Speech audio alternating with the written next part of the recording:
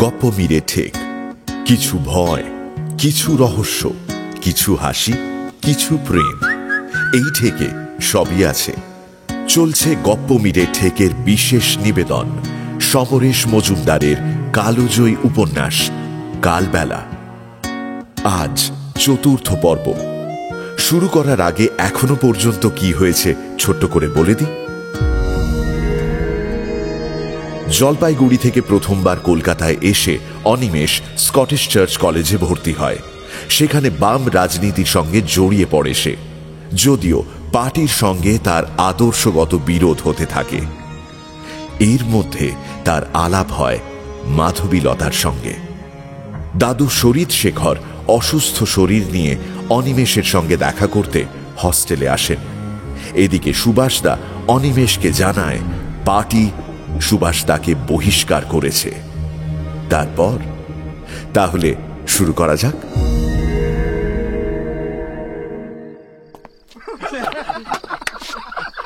হস্টেলে ফিরে এসে অনিমেষ দেখল ওর ঘরে বেশ ভিড়। তমাল আর পাশের ঘরের দুটি ছেলে বেশ মেজাজে আড্ডা জমিয়েছে দাদুর সঙ্গে। শরীদ শেখর ডুয়ার্সের পুরনো দিনের গল্প বলছেন। তোমাদের আর কি বলবো। অনিমেষ দরজায় দাঁড়াতেই বিছানায় বসা শরীদ শেখরের নজর পড়ল প্রথম। কথা থামিয়ে বললেন, তোমাদের এখানে ডাক্তারকে বোধহয় সহজে পাওয়া যায় না, তাই না? অনিমেষ হেসে ঘাড় নাড়ল। দাদুর অনেক পরিবর্তন হয়েছে। আগে হলে এ প্রশ্নটা করতেনই না। দেরি হলে বকাঝকা করে বাড়ি মাথায় করতেন। হঠাৎ অনিমেষের মনে পড়ল এই লোকটার ভয়ে এককালে স্বর্গ ছেঁড়ায় বাঘে গরুতে এক ঘাটে জল খেত। অনিমেষ ওষুধগুলো টেবিলে রাখল। এখন শরীর কেমন আছে দাদু? ভালো ভালো, বেশ ভালো। এই যে তোমার বন্ধু আমাকে সন্দেশ খাওয়ালো, চমৎকার খেলাম। অনিমেষের এত ভিড় ভালো লাগছিল না। একেই ঘরটা ছোট, তার উপর এত লোক একসঙ্গে হলে ভালো করে দাঁড়ানো যায় না। বাবাকে চিঠি দেওয়া হলো না, ভাবছি কাল সকালে একটা টেলিগ্রাম করে দেবো। ওয়াই? বাবা নিশ্চয়ই খুব চিন্তা করছেন। আমার মনে হচ্ছে চিন্তাটা তোমারই বেশি হচ্ছে। তাছাড়া তোমার টেলিগ্রাম যাবার আগেই আমি পৌঁছে যাব, ও সব করতে চেও না। আপনি পৌঁছে যাবেন মানে? আমি ঠিক করেছি কাল নর্থ বেঙ্গল এক্সপ্রেসে চলে যাব। সে কি, এই শরীর নিয়ে আপনি যাবেন কি করে? পথে ঘাটে কিছু হয়ে গেলে আর দেখতে হবে না। না না, শরীর ঠিক করে তারপর যাবেন। আরে আমার শরীরকে আমার চেয়ে বেশি নিশ্চয়ই কেউ বুঝবে না। হ্যাঁ, যেটুকু দুর্বলতা আছে তা তো এই বয়সটার জন্যে। জলপাইগুড়িতে ফিরে গেলে সেটা ঠিক হয়ে যাবে। অনি, তুমি চাকরি বাকরি করে ঘরদোর করো, হ্যাঁ তখন এসে থাকবো। এখন এই খাঁচায় আমার পক্ষে থাকা অসম্ভব। খাঁচা? খাঁচা নয়, তার উপর এইরকম কানের কাছে দিন রাত ট্রামের ঢং ঢং ঢং আওয়াজ, অসহ্য। তাহলে বুঝুন দাদু আমরা কিরকম আরামে থাকি। এটা তোমাদের কি দুর্ভাগ্য তোমরা বুঝছো না। একটি ছাত্রকে যদি ন্যায্য পয়সা দিয়েও এই রকম নরকে থাকতে হয়, তাহলে তার কাছ থেকে দেশ কি আশা করবে? হ্যাঁ, এইভাবে তোমাদের মধ্যে একটা বিশৃঙ্খলা ঢুকিয়ে দেওয়া হচ্ছে। পাশের ঘরের আরেকটি ছেলে বলল, বিশৃঙ্খলা মানে? এখন রাত কত? এই সময় প্রতিটি ছাত্রের কি করা উচিত? আর তোমরা আমার সঙ্গে গপ্প করছো, এটা বিশৃঙ্খলা নয়? কথাটা শুনে ছেলেদের মুখ কালো হয়ে গেল। অনিমেষ খুব অস্বস্তিতে পড়ল। দাদু যে এরকম মুখের ওপর ওদের কথা শোনাবেন সে ভাবতে পারেনি। অবশ্য এটাই শরীদ শেখরের আসল চরিত্র, রেখে ঢেকে কথা বলতে পারেন না। তমাল উঠে দাঁড়ালো। আমি কিন্তু আপনার কথা মানছি না। আমরা যারা হোস্টেলে থেকে পড়ি তারা জানে আমাদের পাস করতেই হবে, এটা আমাদের দায়িত্ব। নিজেদের পড়াশোনা আমরা নিজেদের সুবিধা মতো সময় করে নিই। আপনার কাছে যেটা পড়াশোনার সময় বলে মনে হচ্ছে সেটা আমার কাছে 0 বার মনে হতে পারে। ধরুন সারাদিন ক্লান্তির পর ট্রামে বাসে ঝুলে হোস্টেলে ফিরে পড়তে বসলে আমার ব্রেন তো অ্যাকসেপ্ট করবে না, অথচ 10টার পর পড়লে ওটা আমার বুঝতে কোনো অসুবিধা হচ্ছে না। হ্যাঁ, এবার বলুন তো কোনটা বিশৃঙ্খলা? শরীরশেখর কিছুক্ষণ তমালের মুখের দিকে তাকিয়ে থাকলেন। বোঝা যাচ্ছিল তিনি বেশ অবাক হয়েছেন। আমি তোমাদের ঠিক বুঝতে পারি না। প্রায় কাগজে ছাত্রদের ট্রামবাস পোড়ানোর কথা পড়ি। তখন মনে হয় তোমরা যাতে পড়াশুনো ছাড়া সব কিছু করো তার জন্য একটা প্ল্যান চলছে। হয়তো তোমরা ভালো ছেলে, তাই এভাবে থেকেও একটা পথ বের করে নিয়েছো। কিন্তু যারা বুদ্ধিমান নয় তারা তো তলিয়ে যাবে। এরপর আর কথা জমল না। দাদুর কথার সুর ওদের কানে লেগে আছে অনিমেষ বুঝতে পারছিল। এক একটা অজুহাত দেখিয়ে বা না দেখিয়ে ওরা চলে গেল। ঘর নির্জন হয়ে গেলে অনিমেষ বলে ফেলল, দাদু, আপনি ওভাবে না বললেই পারতেন। কিভাবে? এই সরাসরি মুখের ওপর আমরা অপ্রিয় সত্যি বলতে চাই না। অপ্রিয় সত্যি? তাহলে তুমি এটাকে সত্যি বলতে চাইছো? হয়তো, আবার তা নাও হতে পারে। দাদু, আমরা জলপাইগুড়িতে সবকিছু যেরকম ভাবে দেখতাম এবং ভাবতাম, কলকাতায় এসে জানলাম সেটাই অন্যভাবে দেখা যায় বা ভাবা যায়। তাই এখানে সবকিছুই অন্যরকম।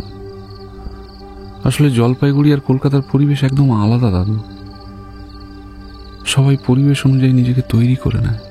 লন্ডনে দুপুর বেলায় বরফ পড়ে, সাহারায় আগুন জ্বলে, আর কলকাতায় ঘাম হয়।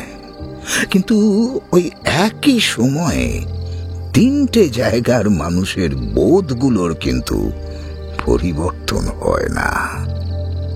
থাক, ছেড়ে দাও এসব কথা। তোমার ডাক্তার কি বলল? অনিমেষ ডাক্তারের কথা জানালো। শরীরশেখর শুনে বললেন, ওসব আর দরকার হবে না। রাত্রে যদি ঘুম হয় তাহলেই হবে। এই বয়সে ওষুধপত্র শরীরকে কাহিল করে দেয়।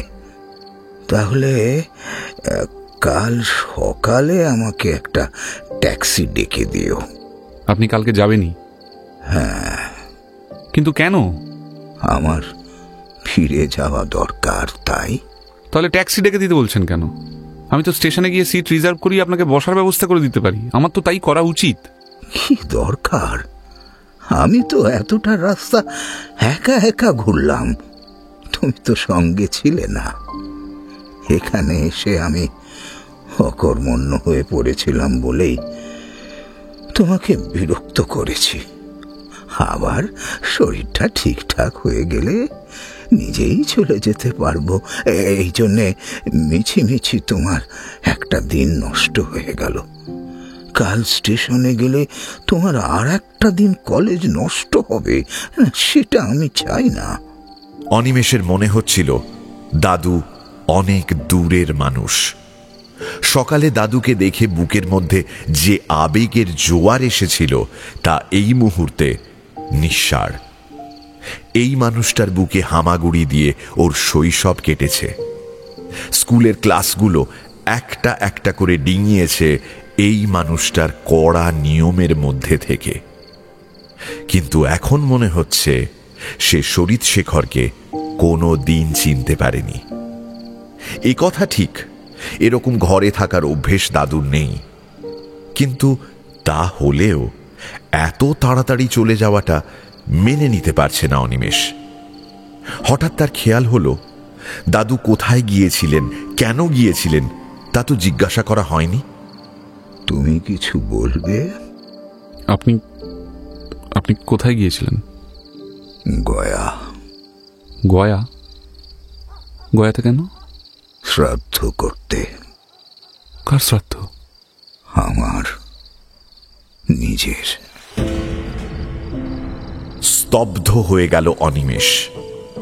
কোনো মানুষ জীবিত অবস্থায় নিজের শ্রাদ্ধ করে আসছে এটা কল্পনাতেও ছিল না তার। বিশেষ করে সেই লোক যিনি বৃদ্ধ বয়সেও ধর্মকর্ম মানেননি, দীক্ষা টিক্ষা নেননি। আপনি এমন করলেন কেন? তোমার খারাপ লাগছে? হ্যাঁ। কেন? আমি আপনাকে শ্রাদ্ধের পর মানুষের জাগতিক সুখ দুঃখ। রাইট, ঠিক বলেছ। আমি এখন এক অর্থে মৃত। কিছুদিন থেকে ব্যাপারটা ভাবছিলাম। সারা জীবন ধরে আমি অনেক কিছু করেছি। ইদানিং আমার কোনো আকাঙ্ক্ষা ছিল না। খেতে ভালোবাসতাম খুব, আজকাল শরীর খাবারও নিতে পারে না। তোমার পিসিমা চাল ডাল গলিয়ে একটা পিণ্ডির মতো করে দেয়, তাই আধ ঘন্টা ধরে গলায় ঢালি। গিলতেও কষ্ট হয়। যতদিন নিজের শক্তি ছিল ততদিন কারো পরোয়া করিনি, কিন্তু অথর্ব হওয়া মাত্র অন্যের করুণা প্রত্যাশা করা ছাড়া আর কিছুই অসম্ভব। অর্থ কষ্ট, বড় কষ্ট অনিমেষ। আমার মতো মানুষ যতদিন বাঁচবে ততদিন সেটা অভিশাপের মতো মনে হবে। তোমার বাবা আমাকে টাকা দেয়, 2-3 দিন দেরি হলে মনে হয় সে আমাকে অবহেলা করছে। এই মনে হওয়াটা থেকে আমাকে কে উদ্ধার করবে? যেহেতু সংসারে আছি তাই অথর্ব হলেও লোভ, মোহ, ক্রোধ থেকে আমার মুক্তি নেই। কদিন আগে তোমার জ্যাঠামশাই সস্ত্রীক আমার কাছে চলে এলো। খেতে পায় না, এসে এমন ভাব দেখালো যেন আমার সেবা না করলে তার ইহকাল নষ্ট হয়ে যাবে।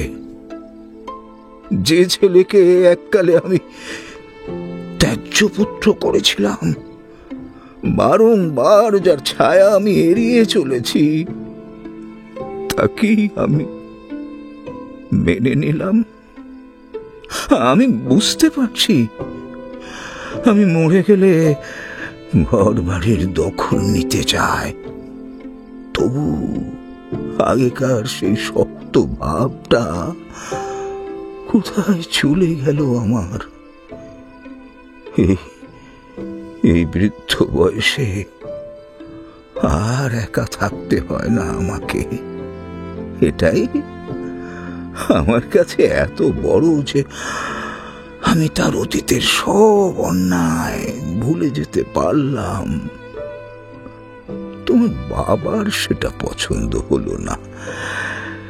এককালে যে আমাকে ঝাঁঝরা করে দিয়েছিল, আমার সম্মান 5 জনের কাছে লুটিয়ে দিয়েছিল, আবার তাকে আমি প্রশ্রয় দিচ্ছি, সেটা সে মানতে পারছিল না। অনিমেষ, নিজে উপলব্ধি করলাম যখন রক্তের জোর চলে যায় তখন মানুষ খুব লোভী হয়ে পড়ে।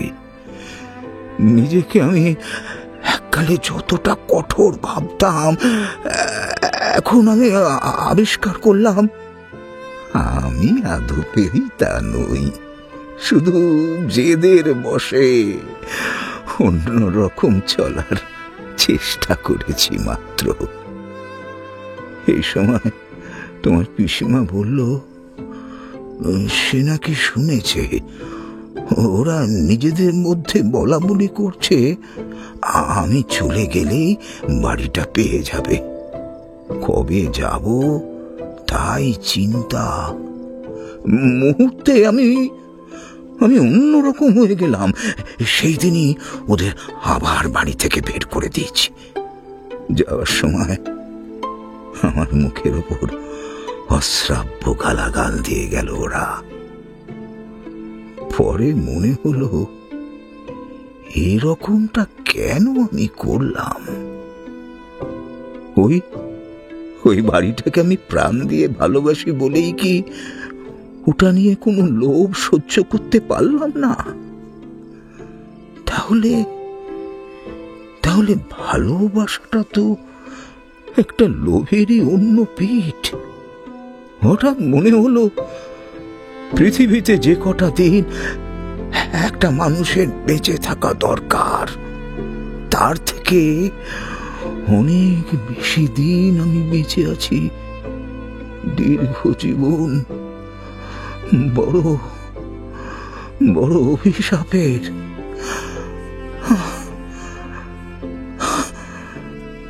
পিছু টান মুছে ফেলবো ঠিক করলাম। এক রাত্রে কাউকে কিচ্ছু না বলে চলে গেলাম গয়া। নিজের পাঠ নিজেই চুকিয়ে দিয়ে এলাম। এখন নিজেকে অন্যরকম মনে হচ্ছে, যেন আকাশ থেকে মাটির দিকে তাকিয়ে সব কিছু দেখার মতো মজা লাগছে। মানুষ বেঁচে থাকে আশা নিয়ে। আমি সেই ইচ্ছেটুকু গয়ায় রেখে এসেছি। জলপাইগুড়িতে ফিরে যাচ্ছি কারণ আমাকে এখনো কিছুদিন এই শরীরটাকে টানতে হবে। তোমার পিসিমা সেই বালু বিধবা হবার পর থেকে আমার ঘাড়ে আছে। সে আমাকে বোঝে। অনিমেষ মানুষটার দিকে অপলক তাকিয়েছিল। এখন শরীরশেখরের ভঙ্গিতে, কণ্ঠস্বরে কেমন অন্যরকম চেহারা প্রকাশ পাচ্ছে। কিছুক্ষণ ঘরে কোনো শব্দ নেই। শেষ পর্যন্ত অনিমেষ জিজ্ঞাসা করল, আপনি রাত্রে কি খাবেন? কিছু না, সন্দেশটা খেয়ে পেট ভার হয়েছে। তুমি বরং এক গ্লাস জল দাও। শরীরশেখর উঠলেন। এখন থেকে পদক্ষেপ অনেকটা স্বাভাবিক। টেবিলে জল রেখে অনিমেষ দ্রুত বিছানাটা ঠিক করে দিল। সে একটা চাদর বিছিয়ে মেঝেতে শুয়ে থাকবে বলে ঠিক করল। রাতের খাওয়া নিচে সেরে এলো অনিমেষ। এসে দেখল শরীরশেখর চোখ বন্ধ করে শুয়ে আছেন। ঘুমোচ্ছেন ভেবে নিঃশব্দে সে মেঝেতে বিছানা করছিল নিজের। হঠাৎ শরীরশেখর বলে উঠলেন, কোনো ঘরে খাট খালি নেই? কেন? মেঝেতে শুলে অসুস্থ হতে পারো। যদি খাট খালি থাকে সেখানে শো। না, আমার কোনো অসুবিধা হবে না। তো তুমি কি ভাবছো, একা থাকলে রাত্রিরে আমি মরে যেতে পারি? এই কথা বলছেন কেন? তুমি তো শুনলে আমার জন্য ভাবনা করা নিষ্ফল। অবশ্য তোমার অসুবিধে হবে তেমন হলে, কিন্তু যে ছেলে পুলিশের সঙ্গে লড়াই করে তার তো এমন মন থাকা উচিত নয়। আচমকা ইলেকট্রিক শক খাওয়া অনুভূতি হলো অনিমেষের। ও মুখ তুলতে পারছিল না। দাদু এ কথা এতক্ষণ পরে কেন বললেন? পুলিশের সঙ্গে লড়াই তো সে কখনো করেনি। অবশ্য কদিন আগে ইউনিভার্সিটির সামনে যে ঘটনা ঘটেছিল সেটাই সে সক্রিয় অংশ নিয়েছিল বটে, কিন্তু প্রশ্ন হলো দাদু সে কথা জানলেনই বা কি করে? পরীক্ষায় ফেল করেনি মানে বাবার পাঠানো টাকার অপব্যবহার হয়নি। ছুটিতে সে যখন জলপাইগুড়িতে গিয়েছে তখন চুপচাপ বাড়িতে বসে থেকেছে। অনিমেষ বুঝতে পারছিল তার মুখের ওপর শরীরশেখরের দুটো চোখ স্থির হয়ে আছে। অতএব তাকে এক্ষুনি একটা জবাব দিতে হবে। শরীৎশেখরের মুখের দিকে না তাকিয়ে অনিমেষ হাসবার চেষ্টা করল। এ খবর আবার কোথায় পেলেন? পুলিশের সঙ্গে আমি লড়াই করতে যাব কেন? আর সেরকম হলে ওরা আমাকে ছেড়ে দিত? তুমি কমিউনিস্ট পার্টিতে নাম লিখিয়েছ, এ কথা মিথ্যে? আপনি কোত্থেকে জানলেন? আগে বলো মিথ্যে কিনা। কমিউনিস্ট পার্টিকে সমর্থন করি মানেই পুলিশের সঙ্গে যুদ্ধ করছি? আজ করছো না, কাল করবে, পরশু করবে। তুমি এখন ছাত্র, তোমার কর্তব্য ভবিষ্যতের জন্য নিজেকে তৈরি করা, যোগ্য করা। তা না করে তুমি কমিউনিস্ট হয়েছ, দেশে বিপ্লব আনতে চাও। এরকম একটা নেশায় তোমাকে ধরবে আমি চিন্তাও করিনি। যেদিন তুমি জলপাইগুড়ি থেকে প্রথম এসেছিলে, সেদিন আমি তোমায় বলেছিলাম তুমি কৃতি হয়ে ফিরে এসো, আমি তোমার জন্য অপেক্ষা করব। কিন্তু তোমার স্কুলের এক মাস্টার যখন আমায় বলল যে তুমি ইউনিয়ন করছো, দিনরাত পার্টি নিয়ে মত্ত আছো, আমার আর অপেক্ষা করার কোনো প্রয়োজন থাকলো না। বলতে পারো এটাও একটা জাগতিক আকাঙ্ক্ষা। তোমার জন্যে একটা স্বপ্ন দেখা, সেটা ভেঙে গেলে কষ্ট হচ্ছিল খুব। তা গয়া থেকে ঘুরে এসে আমার সেই কষ্টটা আর নেই। এখন তোমার ভবিষ্যৎ নিয়ে আর আমার মাথা ঘামানোর প্রয়োজন দেখি না। দাদু, আপনি বোধহয় একটু অতিরঞ্জিত সংবাদ পেয়েছেন। তাছাড়া কমিউনিস্ট পার্টির হয়ে কাজ করলেই যে একটা ছেলের ভবিষ্যতের 12টা বেজে গেল, এ ধারণা এখন অচল। শরীৎশেখর অনিমেষের কথা শুনে চুপচাপ শুয়ে থাকলেন। রাত বেশি হলে ট্রামের শব্দ আরো বিকট হয়ে ওঠে। আলোচনাটা উঠেও থেমে গেল বলে অনিমেষ অস্বস্তি বোধ করছিল। আগে দাদুর কাছে খোলাখুলি মনের কথা বলতে পারত সে। আজকাল সেই ইচ্ছেটা আছে, কিন্তু সরলতাটুকু কখন হারিয়ে গেছে। তাই যুক্তি দিয়ে তর্ক করে বোঝাতে হয়। তুমি কি এখন পড়াশুনো করবে? আজকে ভালো লাগছে না দাদু। তাহলে আলোটা নিভিয়ে দাও।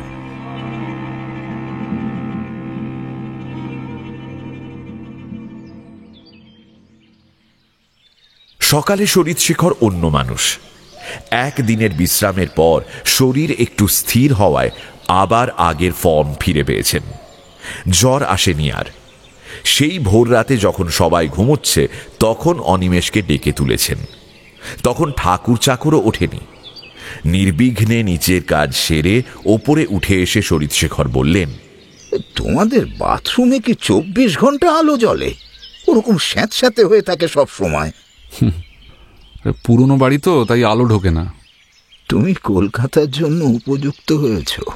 কথাটা হয়তো শরীৎশেখর অন্য মনস্ক গলায় বললেন, কিন্তু অনিমেষের মনে হলো এর চেয়ে সত্যি আর কিছু নেই। কলকাতায় বাস করতে গেলে কতগুলো যোগ্যতার খুব দরকার। বিবেক, ভদ্রতা, স্নেহ অথবা সৌজন্যের চিরাচরিত সংজ্ঞাগুলো এখানে প্রয়োজন মতো অদল বদল করে নেওয়া যায়। যে মানুষ এসব বোঝে না, তাকে প্রতি পদক্ষেপে ঠোকর খেতে হয়। আকাশ এখন অদ্ভুত করুণ এবং বিষণ্ণ। ছাদে দাঁড়িয়েছিল অনিমেষ। এমন সময় শরীৎশেখর লাঠি হাতে ঘর থেকে বের হলেন। অনিমেষ এগিয়ে এলো। এখন কোথায় যাচ্ছেন? একটু বেরিয়ে আসি। কেন, তুমি মর্নিং ওয়াক করো না? ঠোঁট কামড়ালো অনিমেষ। জলপাইগুড়ির সেই দিনগুলো, বছরের পর বছর এই মানুষটা প্রত্যেক ভোরে তাকে নিয়ে হেঁটেছেন তিস্তার পাশ দিয়ে। কিন্তু কলকাতায় আসার পর ওটা কখনোই মনে আসেনি। এখন ভোরে বরং ঘুম গাঢ় হয়। কলকাতায় যে যত দেরিতে ওঠে সে ততই প্রতিভাবান। সে অভ্যেসটা চলে গেছে, কিন্তু এখানে মাঠ বা নদী খুব কাছাকাছি নেই, হাঁটবেন কোথায়? কেন, এত বড় রাস্তা আছে, গাড়ি ঘোড়া না থাকলে ওখানে হাঁটতে তো কোনো অসুবিধে নেই। অনিমেষ দাদুকে নিয়ে বেরিয়ে এলো হস্টেল থেকে। এখন পথ নির্জন, ফুটপাথে কিছু ঘুমন্ত মানুষ ছাড়া লোকজন দেখা যাচ্ছে না। শরীৎশেখর লাঠি ঠুকে হাঁটছেন। এককালে যার সঙ্গে সে হেঁটে তাল রাখতে পারত না, এখন তার সঙ্গে পা মেলাচ্ছে হাঁটি হাঁটি করে। শরীৎশেখরের যে কষ্ট হচ্ছে হাঁটতে, এটা বুঝতে পারল অনিমেষ। সেন্ট্রাল অ্যাভিনিউ ছাড়িয়ে ডানহাতি একটা পার্কের সামনে দাঁড়ালো ওরা। এখানে একটু বসবেন? হ্যাঁ, বসলে একটু ভালো হতো। পার্কে ঢুকে বিব্রত হলো অনিমেষ। অনেকগুলো বেঞ্চি পার্কময় ছড়ানো, কিন্তু তার একটাতেও বসার পাটাতন নেই। কেউ বা কারা সযত্নে পার্কটাকে ন্যাড়া করে রেখে দিয়েছে। এর জন্য তার কোনো দায়িত্ব না থাকলেও মনে হচ্ছিল কলকাতার মানুষ হিসেবে সে কতগুলো লজ্জার মুখোমুখি হচ্ছে। থাক, আর চেষ্টা করো না, এবারে বরং ফেরা যাক। খুব ধীরে ধীরে হাঁটছিলেন শরীৎশেখর। এখন ওর ক্লান্তি অত্যন্ত পরিষ্কার। একটা অনুভূতি ক্রমশ ওকে অধিকার করছিল। দাদুকে আর দেখতে পাবে না সে। ভবিষ্যতের কথা সে জানে না। হয়তো ভবিষ্যৎ তাকে অনেক কিছু দেবে, কিন্তু যার কাছ থেকে সে দুহাত ভরে পেয়েছে সেই মানুষটি অতীত হয়ে যাবেন। এতদিন পরে যে শরীৎশেখরকে সে দেখেছে, তার সঙ্গে অতীতের সেই চেহারার কোনো মিল নেই। যে মানুষ নিজের শ্রাদ্ধ করে এসেছেন, তিনি যে কোনো মুহূর্তেই চলে যেতে পারেন। অনিমেষের নিঃশ্বাস নিতে কষ্ট হচ্ছিল। অনিমেষ, তোমার কুষ্ঠিতে আছে রাজদ্রোহের জন্য জেলবাস অনিবার্য। তুমি রাজনীতি করবেই, কিন্তু যাই করো নিজের কাছে পরিষ্কার হয়ে করো। সাধারণ মানুষ নিজের আখের গোছাতে ব্যস্ত। একটা যুবক নিজেকে ভারতবাসী বলে ভাবে না, বা তা নিয়ে গর্ব করে না। তাহলে কি জন্যে তুমি রাজনীতি করবে? কেন করবে? আমি ঠিক বুঝি না তোমাদের, কিন্তু মনে হয় তোমরা নানান জিনিস দিয়ে প্রতিমা বানাও শুধু প্রতিমার জন্যে। ভক্তিটুকুই তোমাদের নেই।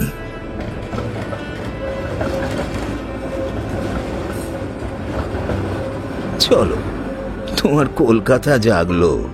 অনিমেষ চুপচাপ নিজের অতীতকে নিয়ে হাঁটা শুরু করল। না, দাদুর কথা শুনবে না সে। নিজে স্টেশনে গিয়ে ভালো জায়গা দেখে ট্রেনে বসিয়ে দিয়ে আসবে দাদুকে। কর্তব্য বা ঋণ স্বীকার নয়, এ আর এক ধরনের দীক্ষা, যা বোঝানো যায় না। যে বোঝে সে বুঝে নেয়।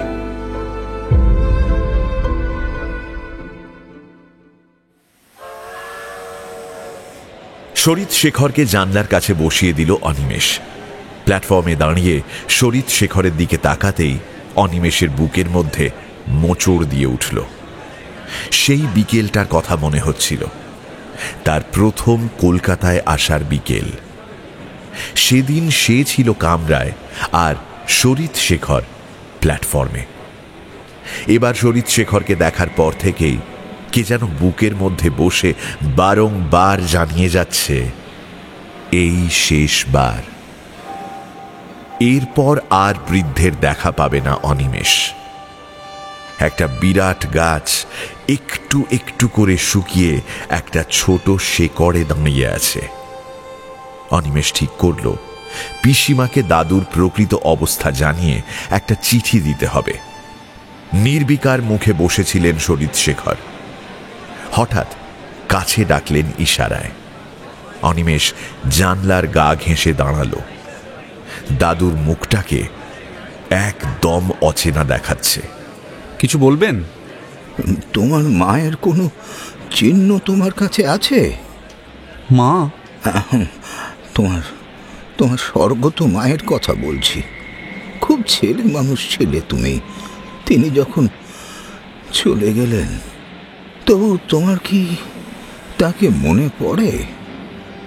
চোখ বন্ধ করলেই টকটকে লাল জ্বলন্ত চিতা। আগুন তখনও গ্রাস করেনি শরীর। রক্তের দাগ শুকিয়ে যাওয়া কালো দুটো হাত সে চোখের সামনে ধরে আছে। পরিষ্কার দেখতে পেল অনিমেষ। কিন্তু এখন এই মুহূর্তের আগে মাকে তো তেমন করে মনে পড়েনি তার। এমনকি মাধবীলতাকে দেখার সময় মনে হয়েছিল মা এরকমই দেখতে ছিল।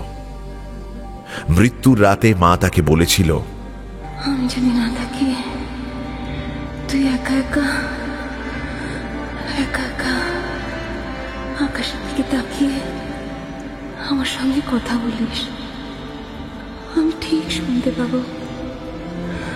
আমি আমি আমি তোকে ছেড়ে কোথাও যেতে পারবো না।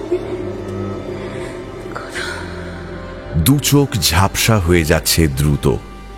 অনিমেষ চেষ্টা করে নিজেকে ঠিক করল। কলকাতায় আসার পর ওসব কথা মনেই পড়ে না। মা ক্রমশ ধূসর হয়ে একসময় হারিয়ে গেছে কখন। আজ দাদু এভাবে খুঁচিয়ে খুঁচিয়ে জিজ্ঞাসা না করলে হয়তো সে কিছুই বলতো না। হ্যাঁ পড়ে, হ্যাঁ পড়ে পড়ে পড়ে। কিন্তু এ কথা জিজ্ঞাসা করছেন কেন? না, হঠাৎ তাকে মনে পড়ল তোমার মুখ দেখে। অনিমেষ, জীবন বড় জটিল। নিজেকে ঠিকঠাক রাখা খুব মুশকিল। তাই একটা অবলম্বন দরকার হয় এগিয়ে যাওয়ার জন্যে। তোমার মা তোমাকে ঘিরে কত স্বপ্ন দেখতেন। আজ তিনি নেই। তার কথা ভেবে চোখের জল ফেলা কোনো কাজের কথা নয়। কিন্তু দুদিন তোমায় আমি দেখলাম। যাই করো, শুধু মনে রেখো কেউ একজন তোমায় লক্ষ্য করে যাচ্ছে। তাই তাই কখনো অসৎ হয়েও না। একটার পর একটা কামরা অনিমেষকে অতিক্রম করে গেল। শরীৎশেখরের মুখটা অনেক মুখের আড়ালে হারিয়ে গেল। ট্রেনটা সম্পূর্ণ বেরিয়ে না যাওয়া অবধি অনিমেষ নড়ল না। এখন অফিসের সময়। শিয়ালদা স্টেশনের বাইরে এসে চুপচাপ দাঁড়িয়ে থাকলো অনিমেষ। পিল পিল করে মানুষজন ছুটে যাচ্ছে সার্কুলার রোডের দিকে। প্রত্যেকে এত ব্যস্ত যে কারো পেছনে তাকানোর সময় নেই। অনিমেষ দেখল মানুষের চেহারা মোটামুটি একই। তাড়াহুড়ো এমন যে কেউ কাউকে সামান্য সৌজন্য পর্যন্ত দেখাচ্ছে না। আবার এই মানুষই পৃথকভাবে একা থাকলে অত্যন্ত ভদ্র শিষ্টাচার সম্পন্ন হবে। কি করে মানুষের এতগুলো মুখ হয়? এদের দিকে তাকিয়ে থাকতে থাকতে শরীৎশেখরের কথাটা মনে পড়ল। এই যে লোকগুলো ঘুম থেকে উঠে ভাত খেয়ে ট্রেনে চাপে, শিয়ালদায় নেমে ঊর্ধ্বশ্বাসে ছুটে অফিস যায় বাদুর ঝুলে। সারাদিন খবরের কাগজ পড়ে, পরচর্চা করে এবং কিছু কাজ করে কাটিয়ে দেয়। আবার বিকেলে শিয়ালদা থেকে বাজার নিয়ে ট্রেন বন্দি হয়ে রাত 10টায় বাড়ি ফেরে। তারা কি ধরনের মানুষ কখনো ভেবে দেখেছ? কমিউনিস্ট পার্টি এদের কথা কিভাবে চিন্তা করে অনিমেষ জানে না। কমিউনিস্ট পার্টি সর্বহারার পার্টি, কিন্তু এই সব মানুষ কিছুই হারাতে রাজি নয়। ওর মনে হলো এই রকম দরকচা মারা মানুষগুলোকে কখনোই কমিউনিজমে বিশ্বাসী করানো যাবে না। একটা বড় আঘাত যা ব্যক্তিগত ঘেরাটোপগুলোকে ছত্রাকার করবে, তা না এলে মানুষে মানুষে জানাশোনা হবে না। স্টেশনের বাইরে এসে অনিমেষের খেয়াল হলো গতকাল খবরের কাগজ পড়েনি। হ্যারিসন রোডের দেওয়ালে টাঙানো একটা বামপন্থী কাগজের সামনে এসে দাঁড়ালো। বিশ্ববিদ্যালয়ের ওপর পুলিশি হামলার তীব্র নিন্দা করেছেন নেতারা। রাশিয়ায় পৌঁছে ভারতীয় ডেলিগেটরা লেনিনের সমাধিতে মালা দিয়েছেন। কেমন যেন সব সাজানো সাজানো ব্যাপার। অনিমেষ তৃপ্তি পেল না। আজ অবধি কোনো কমিউনিস্ট নেতা বললেন না ভারতবর্ষ আমাদের দেশ। সব সময় বিদেশের কথা বলে একটা অস্পষ্ট ধোঁয়াটে বৈপ্লবিক আবহাওয়া তৈরি করা হয়। এদিকে কংগ্রেসিরা তিল তিল করে অবক্ষয়ের দিকে এগোচ্ছে, কিন্তু সে সুযোগ নেবার কোনো বাসনা বাম নেতাদের নেই। মির্জাপুরের কাছাকাছি এসে ইউনিভার্সিটিতে ঢুকে পড়ল অনিমেষ। লনে ঢুকতেই দেখল চারধারে পোস্টার, ছাত্র ধর্মঘট, পুলিশি অত্যাচারের প্রতিবাদে বিশ্ববিদ্যালয় বন্ধ। অনিমেষ ক্যান্টিনে ঢুকে দেখল কয়েকজন ভাত খাচ্ছে। কোনার দিকে ছোট্ট একটা জটলা। ওরা যে ছাত্র পরিষদের ছেলে বুঝতে অসুবিধে হলো না। একজনকে চিনতে পারল সে, শচীন, নীলার বন্ধু। অনিমেষ গলা তুলে বলল, ভালো আছেন? মনে হচ্ছিল শচীন কোনো কারণে আড়ষ্ট হয়ে আছে। ব্যাপারটা জানার জন্য কৌতূহল হচ্ছিল। শচীন এবার উঠে এলো, সামনে দাঁড়িয়ে জিজ্ঞাসা করল, কিছু বলছেন? অনেকদিন দেখিনি, খবর কি সব? কি খবর চান? অনেকদিন নীলাকে দেখিনি, কেমন আছে ও? আপনি কিছু জানেন না? কি ব্যাপার, কি হয়েছে? ওদের বাড়িতে যাননি এর মধ্যে? না, বেশ কিছুদিন আমার যোগাযোগ হয়নি। তাহলে নিজে গিয়েই জেনে আসুন। আজ তো আপনারা ধর্মঘট ডেকেছেন, চলে যান আজকেই, কাছেই তো। আমি কিছুই বুঝতে পারছি না, মানে আপনার কি সব কথা খুলে বলতে অসুবিধে আছে? আপনি গতকাল বিকেলে জানতেন যে আজ ধর্মঘট করা হবে? আপনিও তো একজন ছাত্র প্রতিনিধি। আমি গতকাল অনুপস্থিত ছিলাম, থাকলে নিশ্চয়ই জানতে পারতাম। সিদ্ধান্ত নিশ্চয়ই সর্বসম্মত। মিথ্যে কথা। আমাদের খবর কালকেও আপনাদের পরিকল্পনা ছিল না ধর্মঘট করার। পুলিশ যাদের অ্যারেস্ট করেছে তারা কেউ ছাত্র নয়, কিন্তু গত রাত্রে পার্টির নির্দেশে বিমান নিজে এই ধর্মঘটের ডাক দিয়েছে। এটা তো আমাদের ভেতরের ব্যাপার, আপনারা মাথা ঘামাচ্ছেন কেন? মাথা ঘামাচ্ছি কারণ আপনারা নিজের ইচ্ছে মতন সমস্ত ছাত্রছাত্রীকে কিছু করতে বাধ্য করতে পারেন না।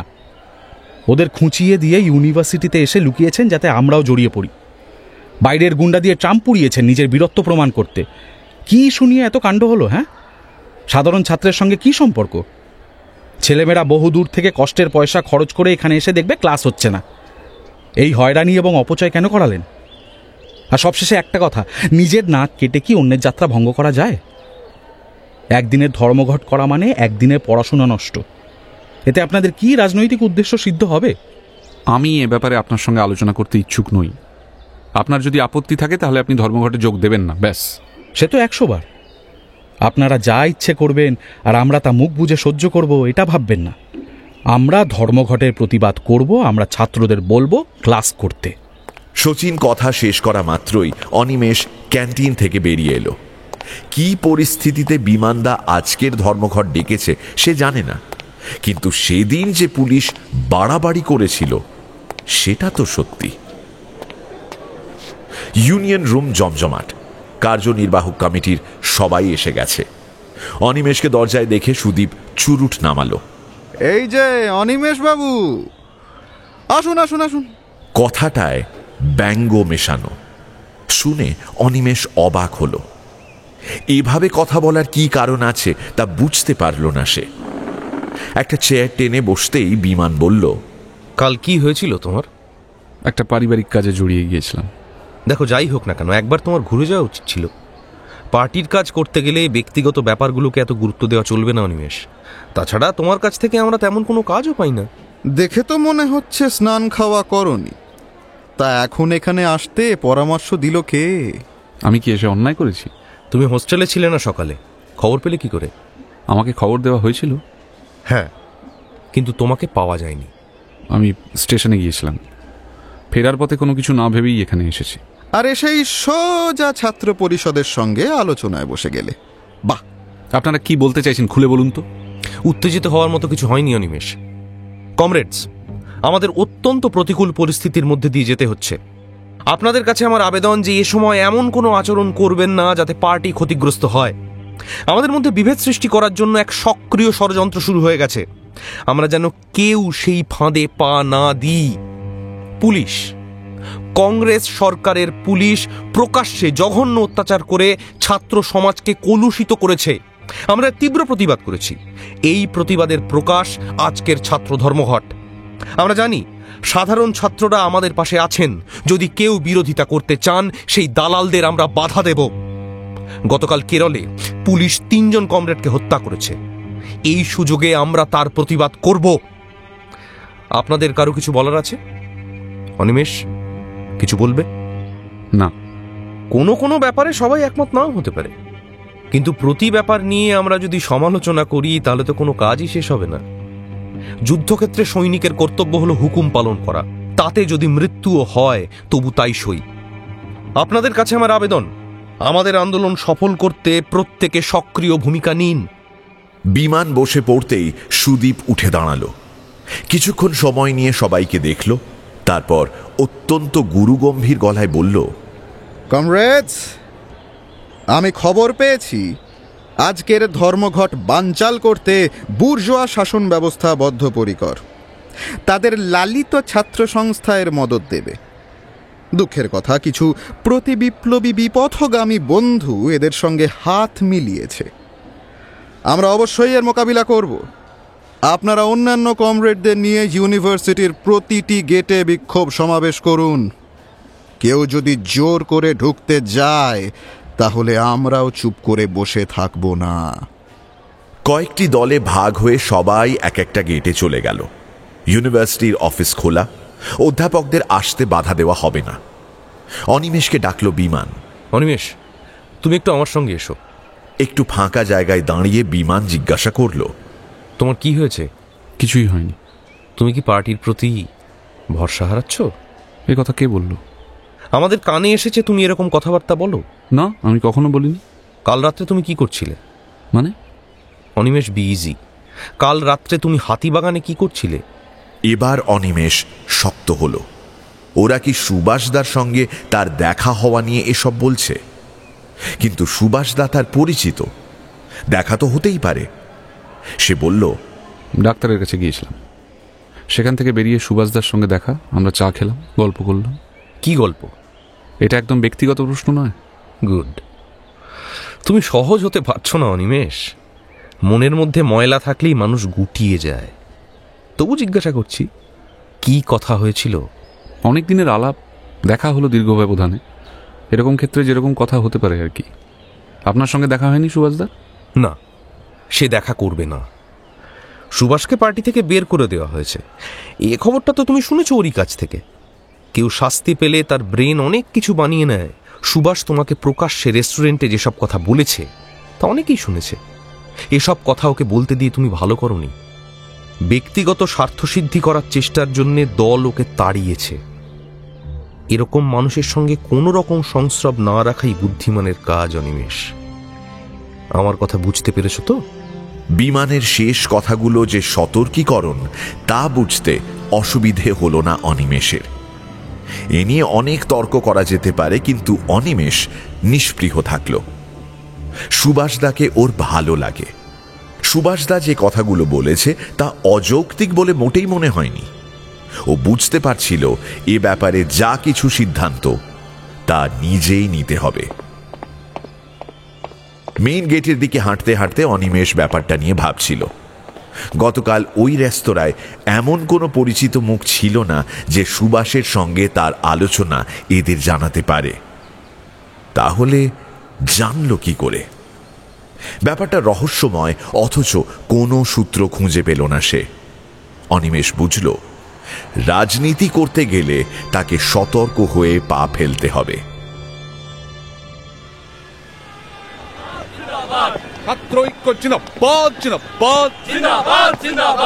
অনিমেষরা স্লোগান দিচ্ছিল। এখন দু একজন করে ছাত্রছাত্রী আসতে শুরু করেছে। ইউনিভার্সিটির সবকটা গেটেই এই ধরনের বিক্ষোভ চলছে। ওদের ডিঙিয়ে কেউ ভেতরে ঢুকতে পারছে না। কলেজ স্ট্রিটে এখন অফিস টাইমের ভিড়। ট্রাম বাস থেকে লোকজন মুখ বের করে দেখছে ওদের। স্লোগান থামিয়ে একটু আগে বিমান বক্তৃতা দিয়ে গেল একটা টুলের ওপর দাঁড়িয়ে। ক্রমশ কলেজ স্ট্রিটে ভিড় জমছে।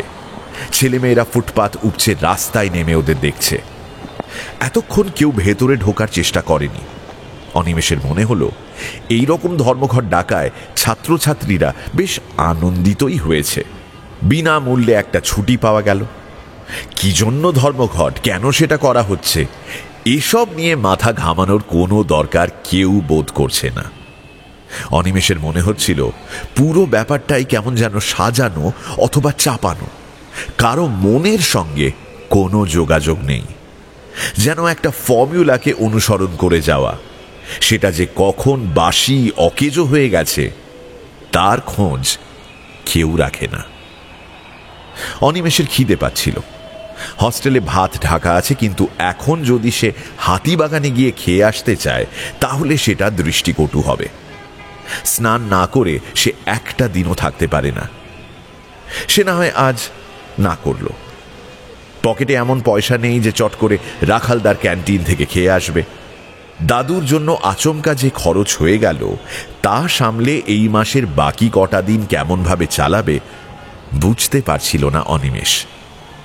খিদের কথা মনে হতেই এই চিন্তাটা এলো। ঠিক এই সময় প্রেসিডেন্সি কলেজের দিকে স্লোগান উঠল,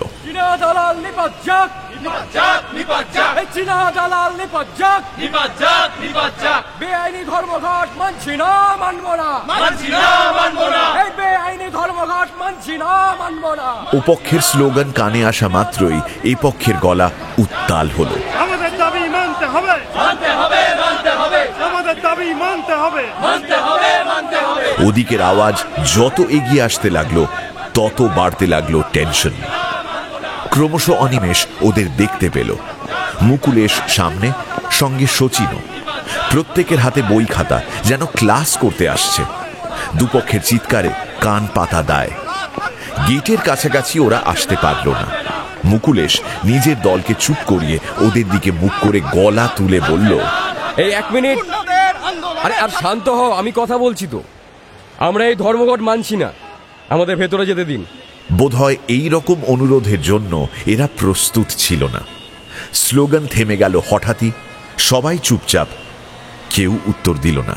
যারা ধর্মঘট করবেন তারা যাবেন না, কিন্তু সেটা সবার ওপর জোর করে চাপিয়ে দেওয়ার অধিকার আপনাদের নেই। বিমান বা সুদীপ এই গেটে নেই এখন।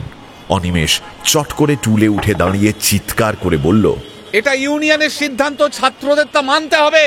ইউনিয়নের নয়, আপনাদের পার্টির সিদ্ধান্ত। সেটা মানতে আমরা বাধ্য নই। আপনারা সরে যান, আমরা ভেতরে ঢুকবো। ঠিক তখনই হইচই বেঁধে গেল।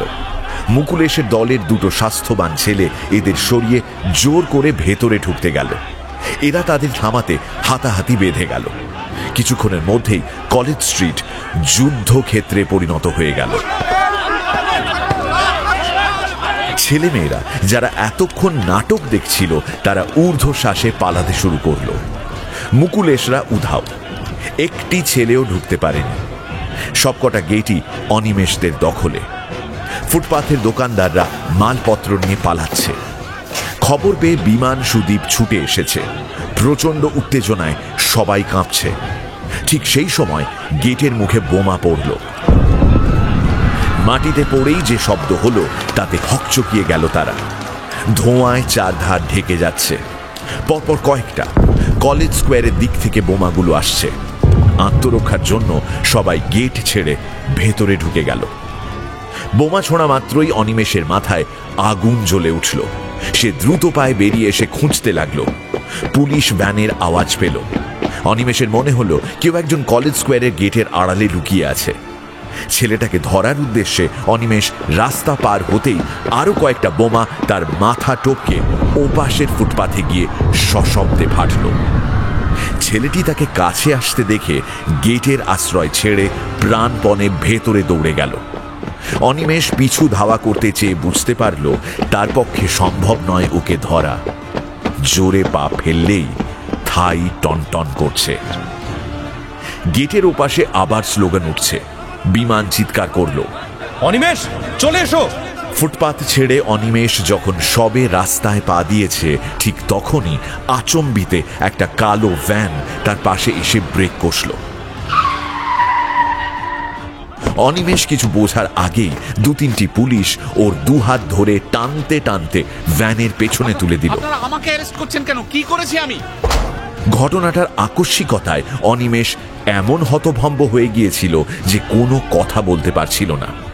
সে শুনল সার্জেন্ট বলছে, আর কেউ আছে? না স্যার, সব ভেতরে।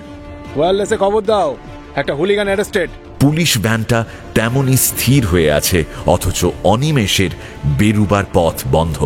পুলিশ তুমি নিপাত যাও, পুলিশ তুমি নিপাত যাও, কমরেড অনিমেষ লাল সালাম। সেলাম আবার লাল হয় কি করে মশাই? পুলিশ তুমি নিপাত যাও। পুলিশ ভ্যানটা সঙ্গে সঙ্গে চলতে শুরু করলো।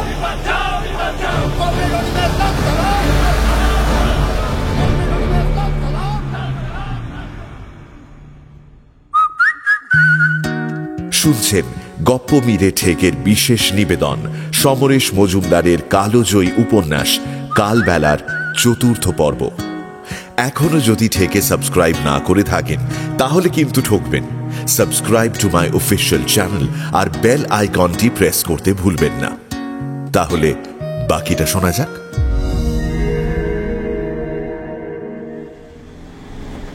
জীবনে প্রথমবার থানায় এলো অনিমেষ। ভ্যানের ভেতর ছিল গোটা 6 কনস্টেবল এবং একজন সার্জেন্ট। ভ্যানের জানলা দিয়ে অনিমেষ দেখল প্রতিদিনের কলকাতা স্বাভাবিক গতিতেই চলছে। এই একই দৃশ্য সে রোজ দেখেছে, কিন্তু আজ এই ভ্যানের তার ঘেরা ছোট্ট জানলা দিয়ে দেখতে ভীষণ ভালো লাগছিল। অনিমেষের মনে কোনো রকম আতঙ্ক নেই। সে যে বন্দী এবং কোনো বিশেষ উদ্দেশ্যে তাকে থানায় নিয়ে যাওয়া হচ্ছে ও সেখানে তার ভাগ্য নির্ধারিত হতে পারে, এইসব চিন্তা তার মাথায় আসেনি। সে জানে ওরা অযথা তাকে ধরেছে। কোনো অন্যায় যখন সে করেনি তখন ভুল বুঝতে পারলেই তাকে ছেড়ে দিতে হবে। কিন্তু বিমানদের ব্যাপারটা নিয়েই ও বেশি চিন্তিত ছিল। তাকে ভ্যানে তোলা মাত্রই অতগুলো ছাত্র একসঙ্গে স্লোগান দিয়ে উঠল তার নাম ধরে। বুক ভরা আন্তরিকতা না থাকলে অমন স্বতঃস্ফূর্ত প্রতিক্রিয়া হয়? বিমান এর আগে যে কথাগুলো বলেছে সেটা ভালো করে ভেবে দেখা দরকার। ভুল ভ্রান্তি প্রতি দলেরই থাকে। সুভাষদা যে কথাটা বলেছিল তাও হয়তো মিথ্যে নয়। গাড়ি থামল। অনিমেষকে থানায় আনা হলো। সার্জেন্টের পেছনে পেছনে ঘরে ঢুকতেই অফিসার ওদের দিকে তাকিয়ে বলল, কি ব্যাপার? কলেজ স্ট্রিট থেকে তুলে আনলাম স্যার। একদল ঢুকবে, অন্য দল ঢুকতে দেবে না। সিরিয়াস কিছু না, 2-1টা ছুটকো বোমা ফেটেছে, ব্যাস। তাহলে খামোকে একে ধরে আনতে গেলে কেন? ফর নাথিং ট্রাভেল ইনভাইট করা। এখনই হয়তো ফোন আসবে, সুর করে ছেড়ে দিতে হবে। স্টুডেন্ট প্রবলেম খুব ডেলিকেট ব্যাপার। এটা তোমাকে বোঝাতে পারলাম না আজও। একদম খালি হাতে ফিরে আসবো স্যার। অফিসার এর উত্তর না দিয়ে এমন একটা ভঙ্গি করলেন যে অনিমেষের হাসি পেয়ে গেল। এই হাসছো কেন? খামগা চেঁচাচ্ছেন কেন? Shut up! এমন মার মারবো জন্মের মতো বোমা ছোড়া বেরিয়ে যাবে। বোম? কে বোম ছুঁড়েছে? এই শ্রীমান স্যার, অল্পের জন্য ভ্যানে লাগেনি। I see. চেহারা দেখে তো সুবোধ মনে হচ্ছিল। পুলিশ ভ্যানে বোমা মারার জন্য কপালে কি জুটবে জানা আছে তো? আমি বোম ছুঁড়িনি, উনি মিথ্যে কথা বলছেন। যে ছুঁড়েছিল তাকে ধরতে গিয়েছিলাম। কথাটা শেষ হতেই এক লাফে সার্জেন্ট ওর সামনে এসে দাঁড়ালো। অনিমেষ কিছু বোঝার আগেই লোকটার দুটো হাত ওর সর্বাঙ্গে ঘোরাফেরা করতে লাগলো। এই হাত পেছনে দেখি, এদিকটা। এই হাত তোল, ওপরে তোল, ওপরে। হ্যাঁ। পকেট থেকে আরম্ভ করে কোমর কিছুই বাদ গেল না। লোকটা হতাশ হয়ে আবার চেয়ারে ফিরে গেল। তারপর কয়েক সেকেন্ড চোখ কুঁচকে তাকিয়ে থেকে বলল, স্যার, একে 2 নম্বর দেওয়া দরকার। Mysterious case. খালি হাতে বোমবাজকে ধরতে যাওয়ার গল্প শোনাচ্ছে। দাওয়াই না দিলে সত্যি কথা বলবে না। তুমি খালি হাতে গিয়েছিলে? যদি বোম ছুটতো তাহলে? আমি অতটা ভাবিনি। তাছাড়া দেখা মাত্র লোকটা পালিয়ে গেল। লোকটা কোন লোক? তুমি চেনো? কি আশ্চর্য, আমি চিনবো কেমন করে? ওকে কখনো দেখিনি আমি। কোন পার্টির লোক? তা জানি না। আমরা যারা গেটে ছিলাম তাদের দিকে বোমা ছুটছিল। তোমরা মানে যারা বন্ধ রেখেছিলে? হ্যাঁ। তার মানে লোকটা তোমাদের অ্যান্টি পার্টি, এই তো? অর্থাৎ ছাত্র পরিষদ করে নিশ্চয়ই, কি বলো? অনিমেষ টের পাচ্ছিল অফিসার তাকে কথার জালে ঘিরে ধরে কোনো কিছু তার মুখ দিয়ে বলিয়ে নিতে চাইছে। সে সতর্ক হলো। আমি এসব কিছুই বলছি না। একটা লোক বম্বিং করছিল এবং সে চাইছিল না আমরা গেটে দাঁড়িয়ে স্ট্রাইক কন্ডাক্ট করি।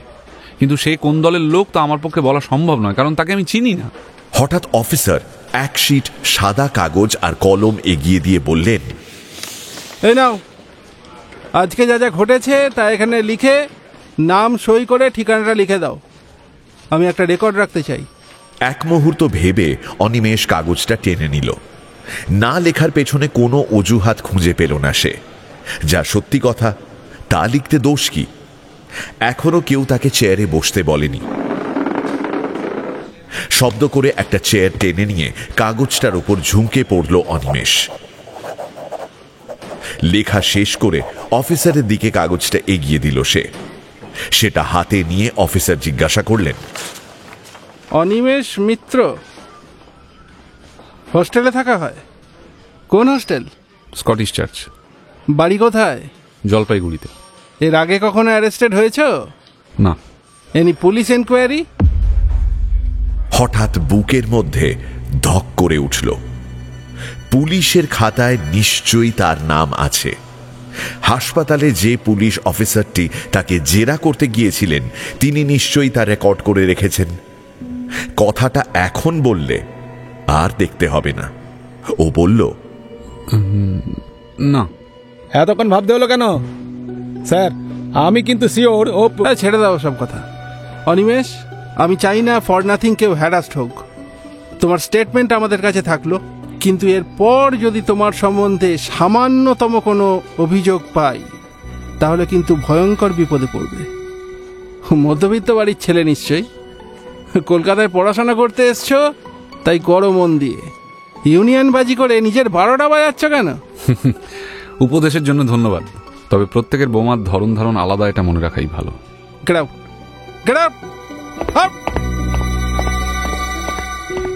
অনিমেষ সুযোগ নষ্ট করল না। দ্রুত পায়ে থানা থেকে বেরিয়ে এলো। কিন্তু রাস্তায় নেমে অনিমেষের অস্বস্তি শুরু হলো। যেরকম সমারোহ করে তাকে নিয়ে আসা হলো, এভাবে কিছু না ঘটেই ছাড়া পাওয়া তার সঙ্গে ঠিক মানাচ্ছে না। ইউনিভার্সিটির পথে কিছুটা এগিয়ে যেতেই ওদের দেখতে পেল অনিমেষ। জনাকুড়ি ছেলে স্লোগান দিতে দিতে এগিয়ে আসছে। ওদের সামনে সুদীপ, মুখখানা খুব গম্ভীর। স্লোগানে নিজের নাম শুনতে পেয়ে চমকে গেল অনিমেষ। তার জন্য দল এত চিন্তা করছে। নিজেকে ভীষণ মূল্যবান বলে মনে হলো ওর। ফুটপাথ ছেড়ে সে ওদের সামনে এসে দাঁড়ালো। ভূত দেখার মতো চমকে উঠল সবাই। অনিমেষকে কেউ এখানে আশা করেনি। সুদীপ অত্যন্ত বিস্ময়ের গলায় জিজ্ঞাসা করল, কি হলো? অনিমেষের হঠাৎই মনে হলো সে যেন একটা অন্যায় করে ফেলেছে, এবং এই অন্যায়টি মোটেই ছোট মাপের নয়। সে নিচু গলায় বলল, ছেড়ে দিয়েছে। তা তো দেখতেই পাচ্ছি, কিন্তু ছাড়লো কেন? ওরা ভেবেছিল আমি বোম ছুঁড়েছি, তাই ধরেছিল। কিন্তু ওসি বোধহয় বুঝতে পেরেছেন এটা ঠিক নয়, কিংবা প্রমাণ করা যাবে না, তাই। অসম্ভব। পুলিশ রাতারাতি চৈতন্যদেব হয়ে যায়নি। ভুল বুঝতে পারলেও ওরা 2 দিন লকআপে রেখে দেয়। মিস্টেরিয়াস ব্যাপার। এখন কি হবে সুদীপদা? ওকে গ্রেফতারের প্রতিবাদে আমরা তো কালকেও ধর্মঘট ডেকেছি। এখন তো তার কোনো মূল্যই থাকবে না। That's the bloody point. তোমার রিলিজের ব্যাপারের মধ্যে কিছু তো একটা আছে অনিমেষ। সুদীপদা, আমার মাথায় একটা বুদ্ধি এসেছে। আমরা অনিমেষকে সঙ্গে নিয়ে ইউনিভার্সিটিতে ফিরে যাই। হ্যাঁ, যেন থানায় বিক্ষোভ করে ওকে ছাড়িয়ে নিয়ে এসেছি। Good, it's a good proposal. তাই করো। And Animesh, it seems you are becoming a hero. Out of nothing?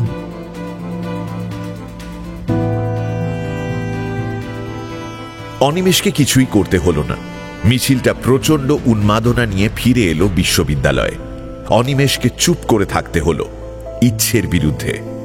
ছোট্ট একটা জনসভায় সুদীপ আগামীকালের প্রস্তাবিত ধর্মঘট তুলে নেওয়ার কথা ঘোষণা করল, কিন্তু ব্যাপারটা যে খুব জোরালো এবং আন্তরিকতাপূর্ণ হচ্ছে না, এটা অনিমেষ স্পষ্ট অনুভব করছিল। বিমানকে পুরো ব্যাপারটা খুলে বলল অনিমেষ। পুলিশ ওকে দিয়ে স্টেটমেন্ট লিখিয়ে নিয়েছে, কিন্তু গায়ে হাত দেয়নি। বিমান শুনে বলল, নিজের হাতে না লিখে দিলেই পারতে অনিমেষ। এটাকে ওরা মুচলেখা বলে প্রচার করলে আমাদের ক্ষতি হতে পারে। তাছাড়া তোমার ওইভাবে রাস্তা পেরিয়ে ধাওয়া করতে যাওয়া উচিত হয়নি। বোমাটা তোমার শরীরে সোজাসুজি এসে পড়তে পারত। হঠকারিতা থেকে কোনো সুফল পাওয়া যায় না। কমিউনিজমের সার্থকতা ব্যক্তিগত কৃতিত্বে নয়, সামগ্রিক দলবদ্ধ উন্নয়নে। যাক, আজ আমরা জিতেছি। একটি ছেলেও ক্লাস করতে ঢোকেনি। আর অনিমেষ, তুমি হস্টেলে ফিরে যাও, খাওয়া দাওয়া করে রেস্ট নাও। আগামীকাল আমার সঙ্গে যেও, জরুরি কাজের দায়িত্ব নিতে হবে। কি কাজ? নির্বাচন আসছে, বাই ইলেকশন। তোমাকে প্রচারে নামতে হবে। হাতে কলমে অন্তত 15 দিন কাজ করো। থিওরি আর প্র্যাকটিক্যালের মধ্যে কিভাবে ব্রিজ তৈরি করতে হয় শেখো। এখন যাও। ও হ্যাঁ, সুভাষদের সম্পর্কে সতর্ক থেকো। যারা পথভ্রষ্ট তারা কখনোই এগোতে পারে না। অনিমেষ অনুভব করল, অবিশ্বাস এমন একটা জিনিস যা একবার কোথাও প্রবেশ করলে লক্ষবার চুন কামেও দূর হয় না। কিন্তু তবু অনিমেষ নিজেকে প্রফুল্ল রাখতে চাইল। এতদিন পরে সে হাতে কলমে কমিউনিজমের পক্ষে কাজ করার সুযোগ পাচ্ছে। আগামী মাসে পশ্চিম বাংলার 2 জায়গায় উপনির্বাচন হতে যাচ্ছে। ট্রাম রাস্তায় পা দিতেই পরমহংসের সঙ্গে দেখা। বিপ্লব হলো? আর হলো কই? যে দুটো কারণে তোমার জন্য এখানে দাঁড়িয়েছিলাম। টিউশনি করার ইচ্ছা আছে? আছে, কিন্তু আপাতত সময় পাবো না। পার্টির কাজে বাইরে যেতে হবে। বাহ, পড়াশোনার রীতি হয়ে গেল তো? তা কেন, অসুখ বিসুখের জন্যও তো অনেকে কামাই করে। ভালো, আমি এখন কাটছি, প্রয়োজন হলে খবর দিও। আমি যাই, ফোগটে ছুটি পাওয়া গেল, পিছনে 2-1টা স্ট্রোক করে আসি, টিউশনি সেরে আসি। ও, দ্বিতীয় কথাটাই বলা হয়নি তোমাকে। ডান দিকের ওই দরজা দিয়ে ভেতরে ঢুকে সামান্য গিয়ে সোজা দোতলায় চলে যাও। আরে কুইক কুইক। কথাটা শেষ করে হন হন করে চলে গেল পরমহংস। ধাঁধার মতো লাগলো কথাগুলো। অনিমেষ নির্দেশ মেনে বসন্ত কেবিনের দরজায় আসতেই নাকে খাবারের গন্ধ টের পেল। এই মুহূর্তে প্রচণ্ড ক্ষুধার অস্তিত্ব টের পেল ও। তবে ভেতরে ঢুকে সিঁড়ি বেয়ে ওপরে উঠে আসতেই ওর মনে হলো শরীরের সব রক্ত ঢেউ হয়ে যাচ্ছে। কোনো ক্রমে নিজেকে শান্ত করার চেষ্টা করল অনিমেষ। মাধবীলতা, ওর সামনে যে মেয়েটি বসেছিল, অনিমেষকে দেখতে পেয়েই সে চলে গেল। রেস্তোরাঁয় আরো অনেকে আছে, ওরাও অনিমেষকে দেখছিল। খুব শান্ত ভঙ্গিতে সে মাধবীলতার সামনে গিয়ে জিজ্ঞাসা করল, বুঝতে পারি? ছোট্ট একটা ভাঁজ ঠোঁটে পড়ল কি পড়ল না, কিন্তু চোখ দুটো অনেক কথা বলে ফেলল। মাধবীলতা ঘাড় নাড়ল সম্মতির। অনিমেষ ঠিক উল্টো দিকে আরাম করে বসে টেবিল থেকে একটা নিটোল জলের গ্লাস তুলে পুরোটা খেয়ে নিল।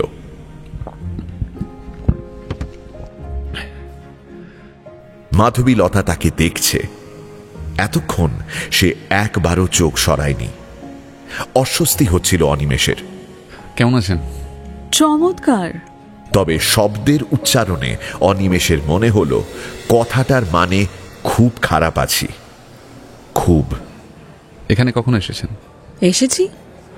কথাটা যেন একটা পেরেক ঠোকার মতো, নিশ্চিত কিন্তু অবহেলায়। অনিমেষ মাধবীলতার মুখের দিকে তাকাতে পারছিল না। দুদিন কি হয়েছিল? হঠাৎ আমার ঠাকুরদা এসেছিলেন, আর তিনি খুব অসুস্থ ছিলেন বলে বেরোতে পারিনি। হস্টেলে একা ওরকম মানুষকে রেখে আসাও যায় না। অথচ একটু ভালো বোধ করতেই আর থাকলেন না, আজই ফিরে গেলেন। সে কি? তাহলে ঠাকুরদা এলেন কেন? আমাকে দেখতে। আমি ওর কাছে মানুষ হয়েছিলাম, সে অনেক কথা। আমি শুনতে চাই আপনার কথা।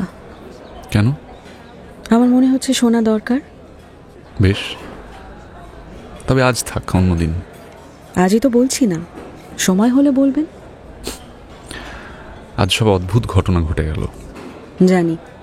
আপনি কখন এসেছেন এখানে? যেমন রোজ ক্লাস করতে আসি। তাহলে আমাকে যখন ভ্যানে তোলা হলো তখন দেখেছেন? দেখেছি, কিন্তু আমি জানতাম আপনি ফিরে আসবেন। মানে? আমি প্রার্থনা করেছিলাম, তাই জানতাম। তাই বলুন। কিন্তু কোনো কিছু প্রার্থনা করলেই যদি পূর্ণ হতো তাহলে পৃথিবীতে কোনো কষ্ট থাকতো না। তা ঠিক, কিন্তু আমি যখন ভীষণভাবে কিছু চাইব তখন সেটা বিফল হবে না, কারণ আমি নিজের জন্য কিছু চাইনি কখনো, এবং এই প্রথম কিছু চাইলাম। হয়তো চাওয়া শুরু হলো। বুক ভরে নিঃশ্বাস নিল অনিমেষ। ওর কষ্ট এখন পরম পাওয়ায় নতজানু। আমি কিন্তু ভরসা করতে শিখলাম। আমরা কিন্তু কেউ কাউকে জানি না। জেনে নেব। জানার পর যদি আফসোস হয়?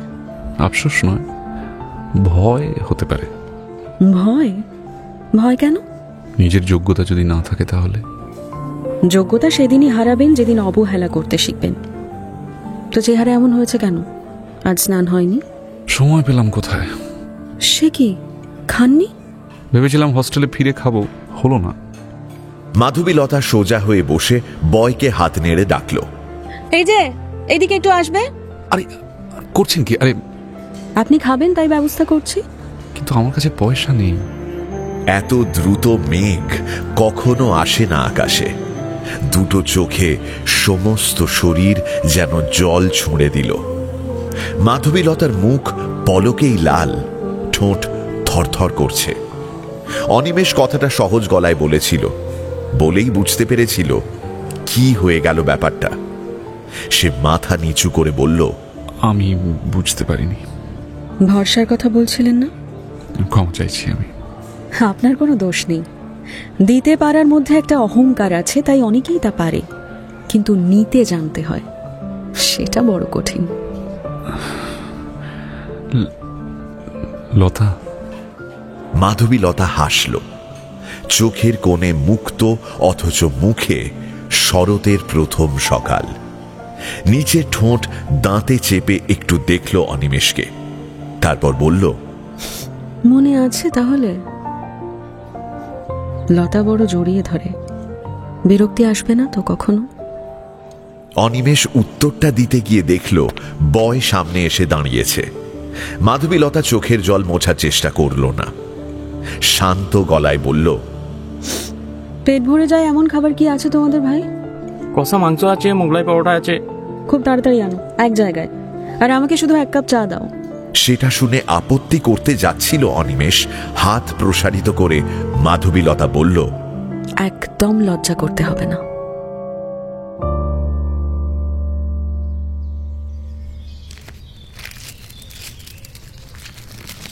শরীর শেখরের চিঠি এলো। শরীর সুস্থ হয়নি। বাড়িতে তিনি এবং হেমলতা ছাড়া তৃতীয় কোনো প্রাণী না থাকায় সাংসারিক কাজকর্ম তাঁকেই ওই শরীর নিয়ে করতে হচ্ছে। এখন যাওয়ার জন্য তিনি তৈরি। নিজের শ্রাদ্ধ করে এসে এক অদ্ভুত আনন্দের মধ্যে ডুবে আছেন। তবে তাঁর একটাই আশঙ্কা, এবং সেটা হেমলতাকে নিয়ে। তার যাওয়ার আগে যদি হেমলতা যেতেন তাহলে নিশ্চিন্ত হতে পারতেন শরীর শেখর। এসব লেখার পর তিনি জানতে চেয়েছেন, তুমি পুজোর ছুটিতে জলপাইগুড়িতে আসবে কিনা জানিও, আর কলকাতায় তোমার কাছে থাকার দরুন যে টাকা খরচা হয়েছে তার অঙ্কটা জানিও। আমি ফেরত পাঠাবার ব্যবস্থা করব। চিঠিটা পড়ে অনিমেষ কিছুক্ষণ চুপচাপ বসে থাকল। এটা দাদুর চিঠি হিসেবে মেনে নেওয়া শক্ত হতো। দাদুর চিঠি মানেই কিছুটা উপদেশ এবং সেই সঙ্গে কড়া সমালোচনা। অথচ এই চিঠির ভাষার মধ্যে কেমন যেন শীতলতা ছড়ানো। শরীৎ শেখর চলে যাওয়ার পর তমালের মুখে জানতে পেরেছিল সেদিন সে যখন সন্ধেবেলায় ডাক্তারের চেম্বারে গিয়েছিল তখনই তিনি তমালদের খুঁটিয়ে খুঁটিয়ে প্রশ্ন করে অনিমেষের রাজনৈতিক ক্রিয়াকলাপ সম্পর্কে অবহিত হয়েছিলেন, কিন্তু চিঠিতে সেসবের কোনো উল্লেখ নেই। শুধু এই প্রথমবার তিনি জানতে চেয়েছেন অনিমেষ ছুটিতে জলপাইগুড়িতে যাবে কিনা। অনিমেষ অনুভব করছিল বাড়ির সঙ্গে একটা দূরত্ব তৈরি হয়ে সেটা ক্রমশ বেড়ে যাচ্ছে। না, এই ছুটিতে সে বাড়িতে গিয়ে বসে থাকতে পারবে না। বিমানের সঙ্গে কথা হয়ে গেছে, আগামী উপনির্বাচনে দলের প্রার্থীর হয়ে প্রচারের জন্য যে দল কলকাতা থেকে যাচ্ছে তাকেও সেই সঙ্গে যেতে হবে। ছুটিটা পড়ছে বলে তার ক্লাস কামাই হবে না। অনিমেষ ঠিক করল এসব কথা শরীৎ শেখরকে খোলাখুলি লিখে দেবে। ওদের উপনির্বাচনের জায়গাটা জলপাইগুড়ি থেকে খুব দূরে যদিও নয়, তবু সে সময় পাবে কিনা আগে থেকে বলা যাচ্ছে না। কথাগুলো মাধবীলতাকে জানালো অনিমেষ। আজকাল কোনো কিছু ওকে না বললে স্বস্তি পায় না সে। এখন প্রতিটি দিন শুরু হয় বুক জোড়া এক ধরনের চাপ নিয়ে। সে চাপ বুক থেকে সরে না যতক্ষণ মাধবীলতাকে সে না দেখছে। একটু একটু করে মাধবীলতা তার রক্তে মিশে যাচ্ছে। এখন ওদের দেখা কিংবা কথা হয় লাইব্রেরি, বসন্ত কেবিন কিংবা কফি হাউসের তেতলায়। শেষের জায়গাটাই ওদের প্রিয়, কারণ দীর্ঘ সময় এক কাপ কফি নিয়ে বসে থাকা যায় এবং চারপাশে এত কথার ভিড় যে স্বচ্ছন্দে নিজেদের কথা বলা যায়।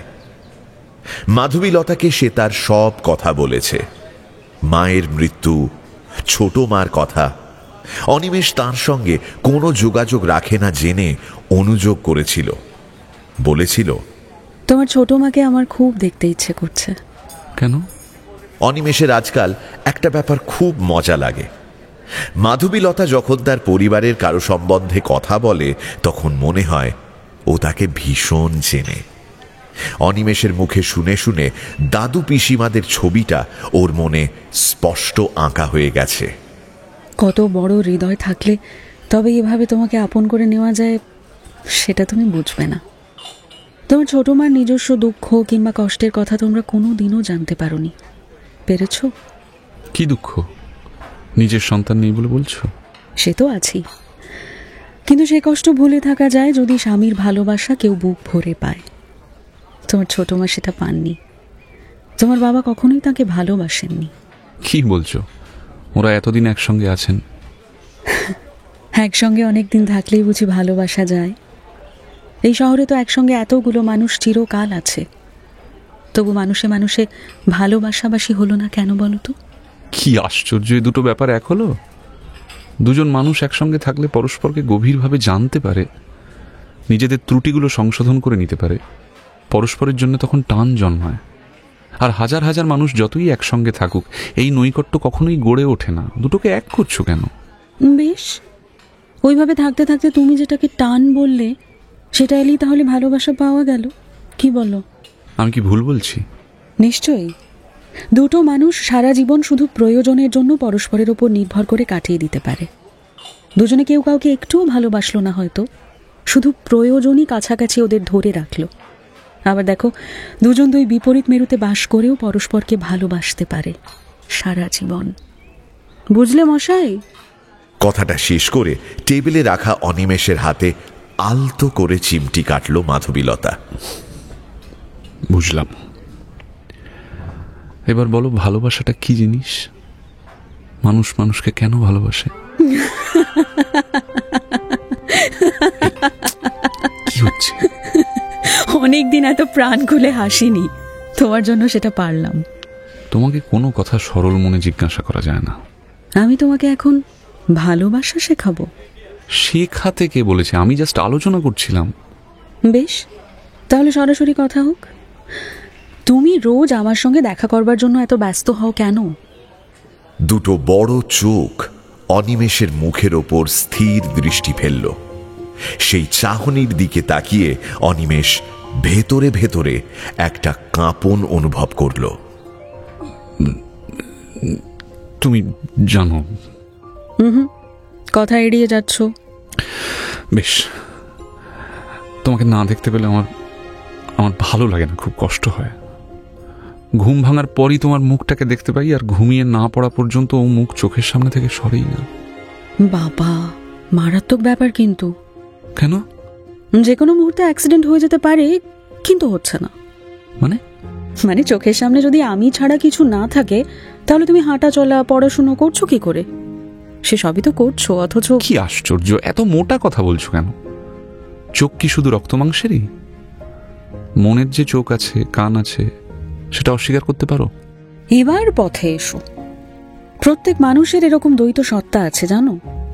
মুশকিল হলো অনেকেই ওই দ্বিতীয়টির ব্যবহার জানে না। তারা প্রথমটা নিয়েই সারা জীবন কাটিয়ে দেয়। কিন্তু এবার আমার ভয় হচ্ছে, তোমার এই মন কতদিন থাকবে? আমরণ। মরণ কি শুধু শরীরের, মনেরও নয় কি? আমি অত বুঝি না লতা। আমি জেনেছি তোমাকে ছাড়া আমি সম্পূর্ণ নই। কিন্তু এ জানায় যদি ভুল হয়? না না, এটা আমি আমার সমস্ত রক্ত দিয়ে অনুভব করি। কিন্তু আমি তো একজন সাধারণ বাঙালি মেয়ে। তোমার সামনে বিরাট জগৎ। রাজনীতিতে তুমি গা ভাসাচ্ছ, নতুন সমাজ ব্যবস্থার স্বপ্ন দেখো তুমি। একবার যদি ঝড় ওঠে, তুমি উত্তাল হবে। তখন আমি কি করব? তুমি আমার সঙ্গে থাকবে। আমার যদি সে ক্ষমতা না থাকে? লতা, তুমি কি আমার রাজনীতিতে জড়ানো পছন্দ করো না? পাগল। তবে আমার ভয় করে, খুব ভয় হয়। এই হলো মাধবীলতা। অনিমেষ যখন ছায়া চায় তখন ছায়া দেয়, কিন্তু যেই কুঁড়েমি করে তখনই রোদে পুড়িয়ে মারে। শুধু এই জন্যে অনিমেষ মাঝে মাঝে ওকে বুঝতে পারে না। ইউনিয়নের কাজে অনেক সময় ক্লাস করা হয় না। মাধবীলতা তাকে প্রতিদিনের ক্লাস নোটস দিয়ে যেতে লাগলো। অধ্যাপক যখন নোটস দিতেন তখন সে কার্বন ব্যবহার করে টুকে রাখত। কোনো কোনো রাতে হস্টেলে শুয়ে সেই নোটসে চোখ রেখে অনিমেষ যেন মাধবীলতাকে দেখতে পেত। কল্পনায় মাধবীলতার হাতের গন্ধ নাকে আসত, কিন্তু নিজের বুকের এই ছটফটানি সে কখনো মাধবীলতার মধ্যে দেখেনি। আর এই না দেখতে পাওয়ার জন্য কষ্ট হয়। কেন মাধবীলতা তাকে তার মতো আঁকড়ে ধরে না? কেন পরের দিন কখন দেখা হবে এই প্রশ্ন কখনো করে না? তা বুঝতে পারে না অনিমেষ। মাধবীলতার এই নির্লিপ্ত আচরণে মাঝে মাঝে তার সন্দেহ হতো সে সত্যি তাকে ভালোবাসে কিনা। কিন্তু পরক্ষণে এমন একটা কাণ্ড করত মাধবীলতা যে অনিমেষ এসব চিন্তার জন্য নিজেকে অপরাধী ঠাওরাত। হ্যাঁ, সে মাধবীলতাকে সব বলেছে। এমনকি উর্বশী যে জোড়ো মুখে সেই জলপাইগুড়ির কৈশোরে তাকে চুমু খেয়েছিল তাও। কিন্তু অনিমেষ মাধবীলতার কিছু জানে না। কোনো উগ্রতা না থাকলেও অনিমেষের বুঝতে অসুবিধে হয় না মাধবীলতারা অত্যন্ত সচ্ছল, কিন্তু কোনো দিন তাকে নিজের বাড়িতে আমন্ত্রণ জানায়নি। এই ব্যাপারটায় খুব অস্বস্তি আছে অনিমেষের। অনেকদিন ভেবেছে মুখ ফুটে বলেই ফেলবে, কিন্তু সংকোচে সেটা সম্ভব হয়নি। এর মধ্যে দু এক রবিবার সে চুপচাপ বেলঘরিয়ায় গিয়েছিল। স্টেশন ছাড়িয়ে যে রাস্তাটা নিমতার দিকে গিয়েছে সেদিকেই মাধবীলতার বাড়ি। এলোমেলো ঘুরে এসেছে সে, কোনো দিন দেখা পায়নি। কথাটা ওকে জানাতে খুব গম্ভীর হয়ে মাধবীলতা বলল, একটা দিন দেখা না করে থাকতে পারো না কেন? এরপরে হয়তো মাসের পর মাস না দেখা করেই থাকতে হবে। অনি, আমার জন্য তোমার সমস্ত কাজকর্ম নষ্ট হোক এটা আমি চাই না। নিজেকে সংযত করো। এরকম তরল হওয়া তোমাকে মানায় না। অনিমেষ বুঝতে পারে না তার এমন কেন হলো। চিরকাল সে যেভাবে কাটিয়ে এলো এখন সেরকম থাকতে পারছে না কেন? কিন্তু সংযম অবশ্যই প্রয়োজন। ওকে না দেখতে পেলেই এই যে শূন্য বোধ, এটাকে চাপা দেওয়া দরকার। আর কদিন বাদেই পুজোর ছুটি, তখন মাসখানেকের জন্য কলকাতা ছেড়ে যেতে হবে। কথাটা মাধবীলতাও জানে। অনিমেষ ঠিক করল নিজেকে পরিবর্তিত করবে, এইভাবে সহজে ধরা দিয়ে বসবে না। আজ বিকেলে মাধবীলতা বলল, রোজ রোজ ট্রেনে যাই, আজ বাসে যাব। মাধবীলতা রাস্তা পার না হয়ে ধর্মতলাগামী একটা প্রাইভেট বাসে উঠে পড়ল। উল্টো মুখ বলে বাসটা খালি। ধর্মতলায় বোঝাই হয়ে বেলঘরিয়ায় ফিরবে। জানলার পাশে একটা জায়গায় বসে মাধবীলতা বলল, সব সমস্যার সমাধান আছে, শুধু রাস্তাটা খুঁজে নিতে হয়। ডবল ভাড়া দিতে হবে? প্রয়োজনে তাই দিতে হবে বই কি। তুমি সব কথাই দুরকম মানে সাজিয়ে বলো কেন বলো তো? সহজ কথাটা সহজ গলায় বললে মান যায় নাকি? মাধবীলতা আস্তে আস্তে জানলার দিকে মুখ ঘুরিয়ে নিল। ওয়েলিংটনের মোড় পার হতেই বাসটা দ্রুত ভরে গেল। লেডি সিট উপচে মেয়েরা দাঁড়িয়ে রয়েছে।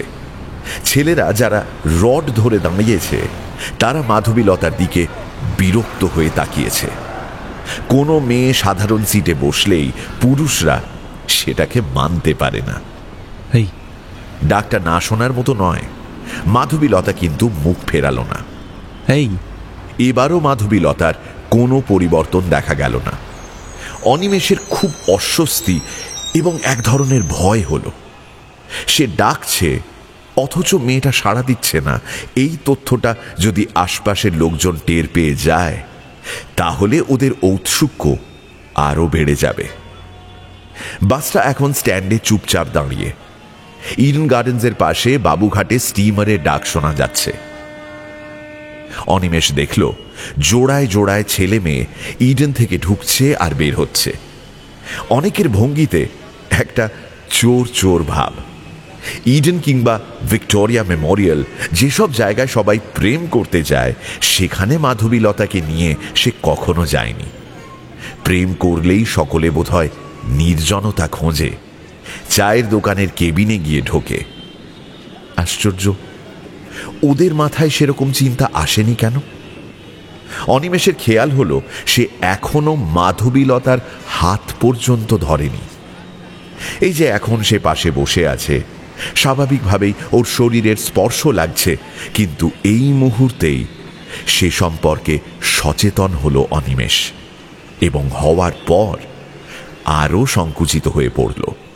ওই রকম হলে খুশি হও জানি, তা আমার কাছে কেন? ওই একটা জুটিয়ে নিলেই তো পারো। কথাটা বুঝতে কয়েক পলক লাগলো। অনিমেষ চকিতে ঘাড় ঘুরিয়ে দেখল একটি জোড়া ইডেনের দিকে ঢুকছে। মেয়েটির একটা হাত ছেলেটির কোমরে আর ছেলেটির হাত মেয়েটির কাঁধে। অনিমেষের খারাপ লাগলো, কিন্তু মাধবীলতার ইঙ্গিত বোঝা মাত্রই তার মুখে রক্ত জমে গেল। তার সম্পর্কে এতটা নীচ ইঙ্গিত করতে পারল ও? শুধু শারীরিক প্রয়োজনেই সে মাধবীলতাকে কামনা করে। অনিমেষের মনে হলো এখনই এই সিট থেকে উঠে যায়। এই অপমানের পর আর পাশাপাশি বসে থাকা যায় না। কিন্তু সেই মুহূর্তেই আর একটা অনুভূতি তাকে আচ্ছন্ন করল। মাধবীলতাকে হারিয়ে সে থাকবে কি করে? ক্রোধ মানুষকে অন্ধ করে। হয়তো কোনো কারণে মাধবীলতা নিজেকে বেসামাল করে ফেলায় এই রকম দায়িত্বজ্ঞানহীন কথা বলছে, কিন্তু মন যখন শান্ত হবে তখন নিশ্চয়ই এই কথাটার জন্য সে লজ্জা পাবে।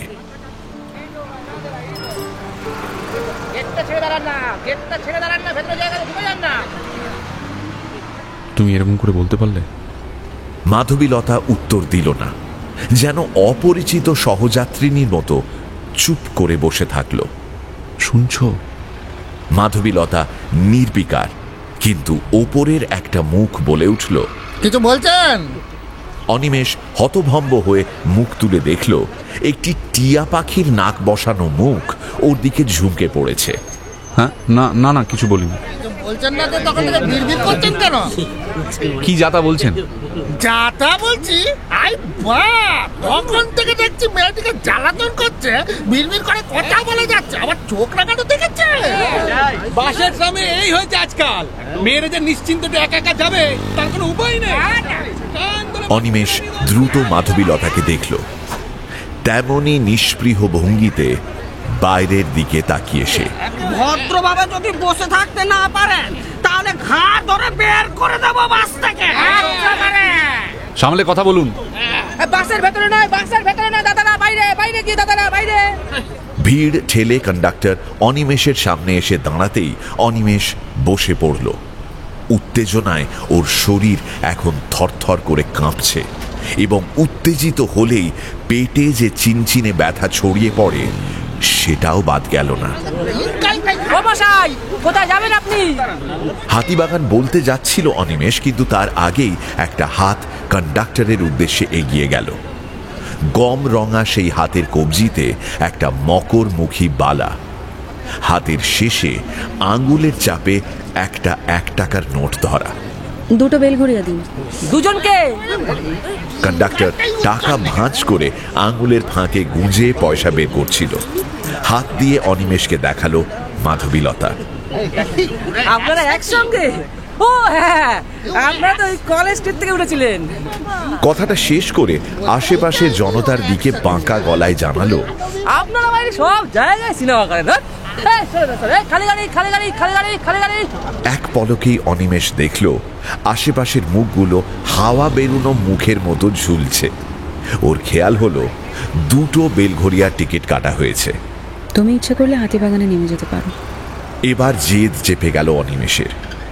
লাস্ট স্টপে নামার পর মাধবীলতার সঙ্গে একটা বোঝাপড়া করবে সে। বিকেলটা দুধদাড় করে ছুটে গেল অন্ধকারে। সন্ধে হয়ে আসছে। বেলঘড়িয়া স্টেশনের সামনে যখন বাসটা থেমে গেল তখন অল্পই যাত্রী তাতে। মাধবীলতার পেছনে পেছনে নিচে নামতেই অনিমেষ বলল, দাঁড়াও লতা, দাঁড়াও। এখানে নাটক করতে হবে না। কিন্তু আমার কিছু কথা আছে। এভাবে অপমান করলে কেন? এখানে দাঁড়িয়ে আমি কথা বলতে পারবো না, হাঁটতে হাঁটতে কথা বলো। ও হ্যাঁ, তোমার বাড়ির দিকে যাব? আমাদের পাড়ার অনেকেই এখন তোমাকে দেখছে। এখান থেকে চলে গেলে আমার বদনামের গল্পটা ছড়াবে। তার চেয়ে বাড়িতে যাওয়াটাই শোভন হবে। এসো। মাধবীলতা পা বাড়ালো। এর আগে কখনোই অনিমেষকে বাড়িতে যেতে বলেনি মাধবীলতা। আজকের ওই রকম আচরণের পর এই নিমন্ত্রণটা কেমন বেমানান ঠেকছে। কিন্তু এখানে দাঁড়িয়ে থাকা আরো খারাপ দেখায়। আশেপাশে চায়ের দোকান থেকে অনেক চোখ এখন এদিকেই সেঁটে আছে। অনিমেষ মাধবীলতাকে অনুসরণ করল। লেভেল ক্রসিং পেরিয়ে মাধবীলতা খানিক ইতস্তত করল। অনিমেষ পাশাপাশি হাঁটছিল। জিজ্ঞাসা করল, কি হলো? আমাদের বাড়ি তোমার ভালো লাগবে না কেন? অনিমেষ প্রশ্নটা করতেই একটা সাইকেল রিক্সা এগিয়ে এলো। মাধবীলতা রিক্সাওয়ালার দিকে চেয়ে একটু হাসল। অনিমেষ বুঝল ওরা সবাই মাধবীলতাকে চেনে। মাধবীলতা রিক্সায় উঠতে উঠতে বলল, যা থাকে কপালে উঠে পড়ো। নিজের চোখে দেখে যদি মতিগতি পাল্টায়। পাশাপাশি বসতে কোনো অসুবিধে হলো না। রিক্সাওয়ালা যেরকম দ্রুত চালাচ্ছে তাতে অনিমেষের ভয় হচ্ছিল যে কোনো মুহূর্তেই দুর্ঘটনা ঘটে যেতে পারে। অবিরাম হর্নের শব্দে ওরা ঘিঞ্জি এলাকাটা পেরিয়ে এলে অনিমেষ জিজ্ঞাসা করল, আমাকে বাড়িতে নিয়ে যেতে তোমার এত কুণ্ঠা কেন? তোমার যদি আমাকে এতটাই বিরক্তিকর মনে হয় সোজাসুজি বলে দিও। আমি কি করব সেটা আমার ব্যাপার, ওটা আমাকেই বুঝতে দাও। ফাঁকা রাস্তা পেয়ে রিক্সাওয়ালা জোর প্যাডেল ঘোরাচ্ছে। তার মানে মাধবীলতাকে অনেকখানি এসে রোজ ট্রেন ধরতে হয়। কিছুক্ষণ চুপ করে থেকে অনিমেষ জিজ্ঞাসা করল, এটাও কি বেলঘড়িয়া? না, নিমটা। একদম মফস্বল লাগছে তাই না? হ্যাঁ, কিন্তু ভালো লাগছে। এক আধ দিনই লাগে, পুরনো হলে আর কিছুই আকর্ষণীয় থাকে না। ওর বলার ধরনটা এমন যে দ্বিতীয় অর্থটি বুঝতে অসুবিধে হলো না অনিমেষের। প্রায় মাইল 1.5 যাওয়ার পর একটা গলিতে ঢুকে মাধবীলতা ভাড়া মিটিয়ে রিক্সাটাকে ছেড়ে দিল। ডান দিকে অন্ধকারেও একটা বড় পানা পুকুর দেখা যাচ্ছে। বাঁদিকের বাড়িগুলো বাগান শুদ্ধ, কিন্তু বয়সের আঁচড়ে ক্ষতবিক্ষত। আপনি আমার কাছে একটা বই নিতে এসেছেন। অনিমেষ কথাটা অনুধাবন করার আগেই গেট খুলে ভেতরে ঢুকে ডাকলো মাধবীলতা, আসুন। গেটের ওপরই মাধবীলতার ঝাড়, বাগান থেকে ফুলের গন্ধ আসছে। সামনেই একটা ভাঙাচোরা পুরনো আমলের দোতলা বাড়ি। 2-1টা ঘরে আলো জ্বলছিল মাত্র। পেছনে পুকুরের আভাস। মাধবীলতা রোয়াকে উঠে অনেকক্ষণ কড়া নাড়ার পর দরজা খুলল। একজন নুয়ে পড়া বৃদ্ধা খ্যানখেনিয়ে উঠলেন। এতক্ষণে আসা হলো মেয়ের? এদিকে তোর বাপ মা এতক্ষণ বসে থেকে চলে গেল খিদিরপুর। অঞ্জলির মামা তো ভাই এসেছে না, তোকে নিয়ে যেতে বলেছিল।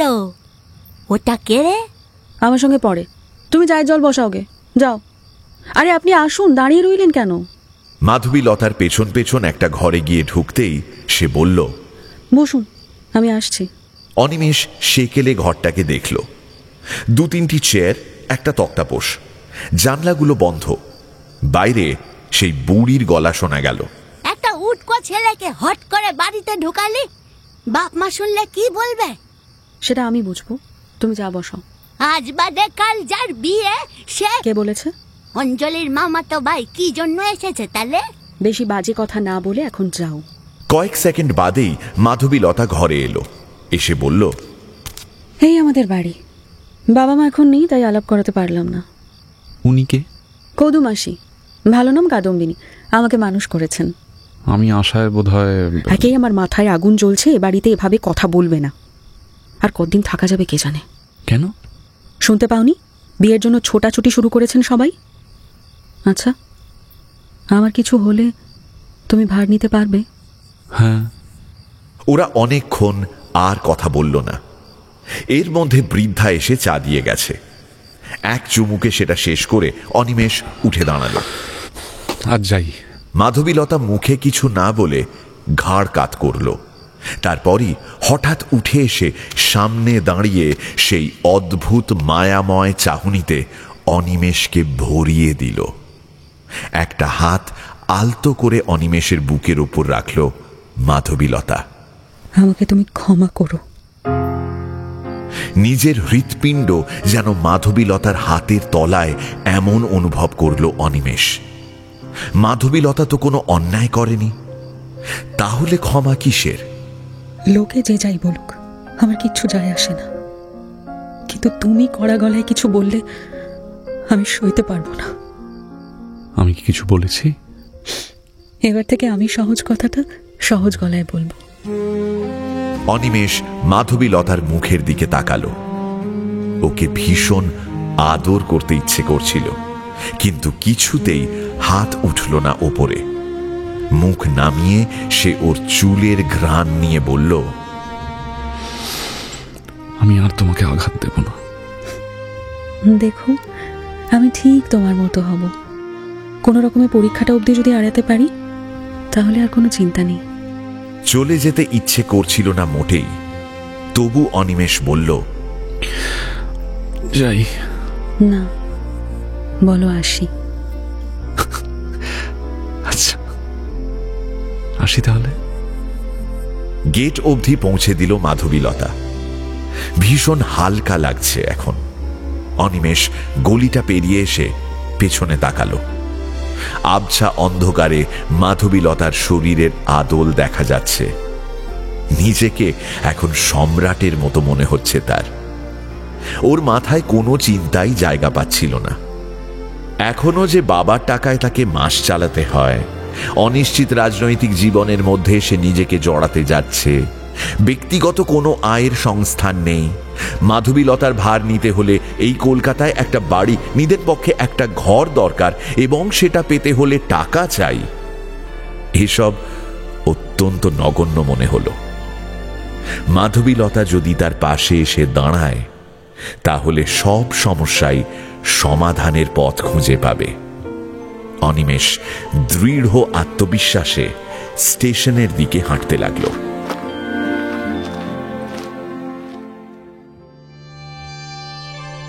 এখনকার মতো গপ্পমিরে ঠেকের সময় শেষ। সমস্যার সমাধান এত সহজে হবে কি, নাকি অনিমেষ জড়িয়ে পড়বে আরো অন্য সমস্যায়? এই প্রশ্নের উত্তরের সাথে আগামীকাল আসবো আমি গপ্পমিরে ঠেকের বিশেষ নিবেদন সমরেশ মজুমদারের কালোজয়ী উপন্যাস কালবেলার ৫ম পর্ব নিয়ে, ঠিক রাত ৯টায়। Till then, like, share and subscribe to my official channel আর বেল আইকনটি প্রেস করতে ভুলবেন না। নিজে তো শুনছেন, সঙ্গে বন্ধুদেরও জানান। প্রত্যেক শনিবার রাত 9টায় আমি মীর নিয়ে আসি গপ্প মীরে ঠিক আপনার গপ্পের প্লেলিস্ট।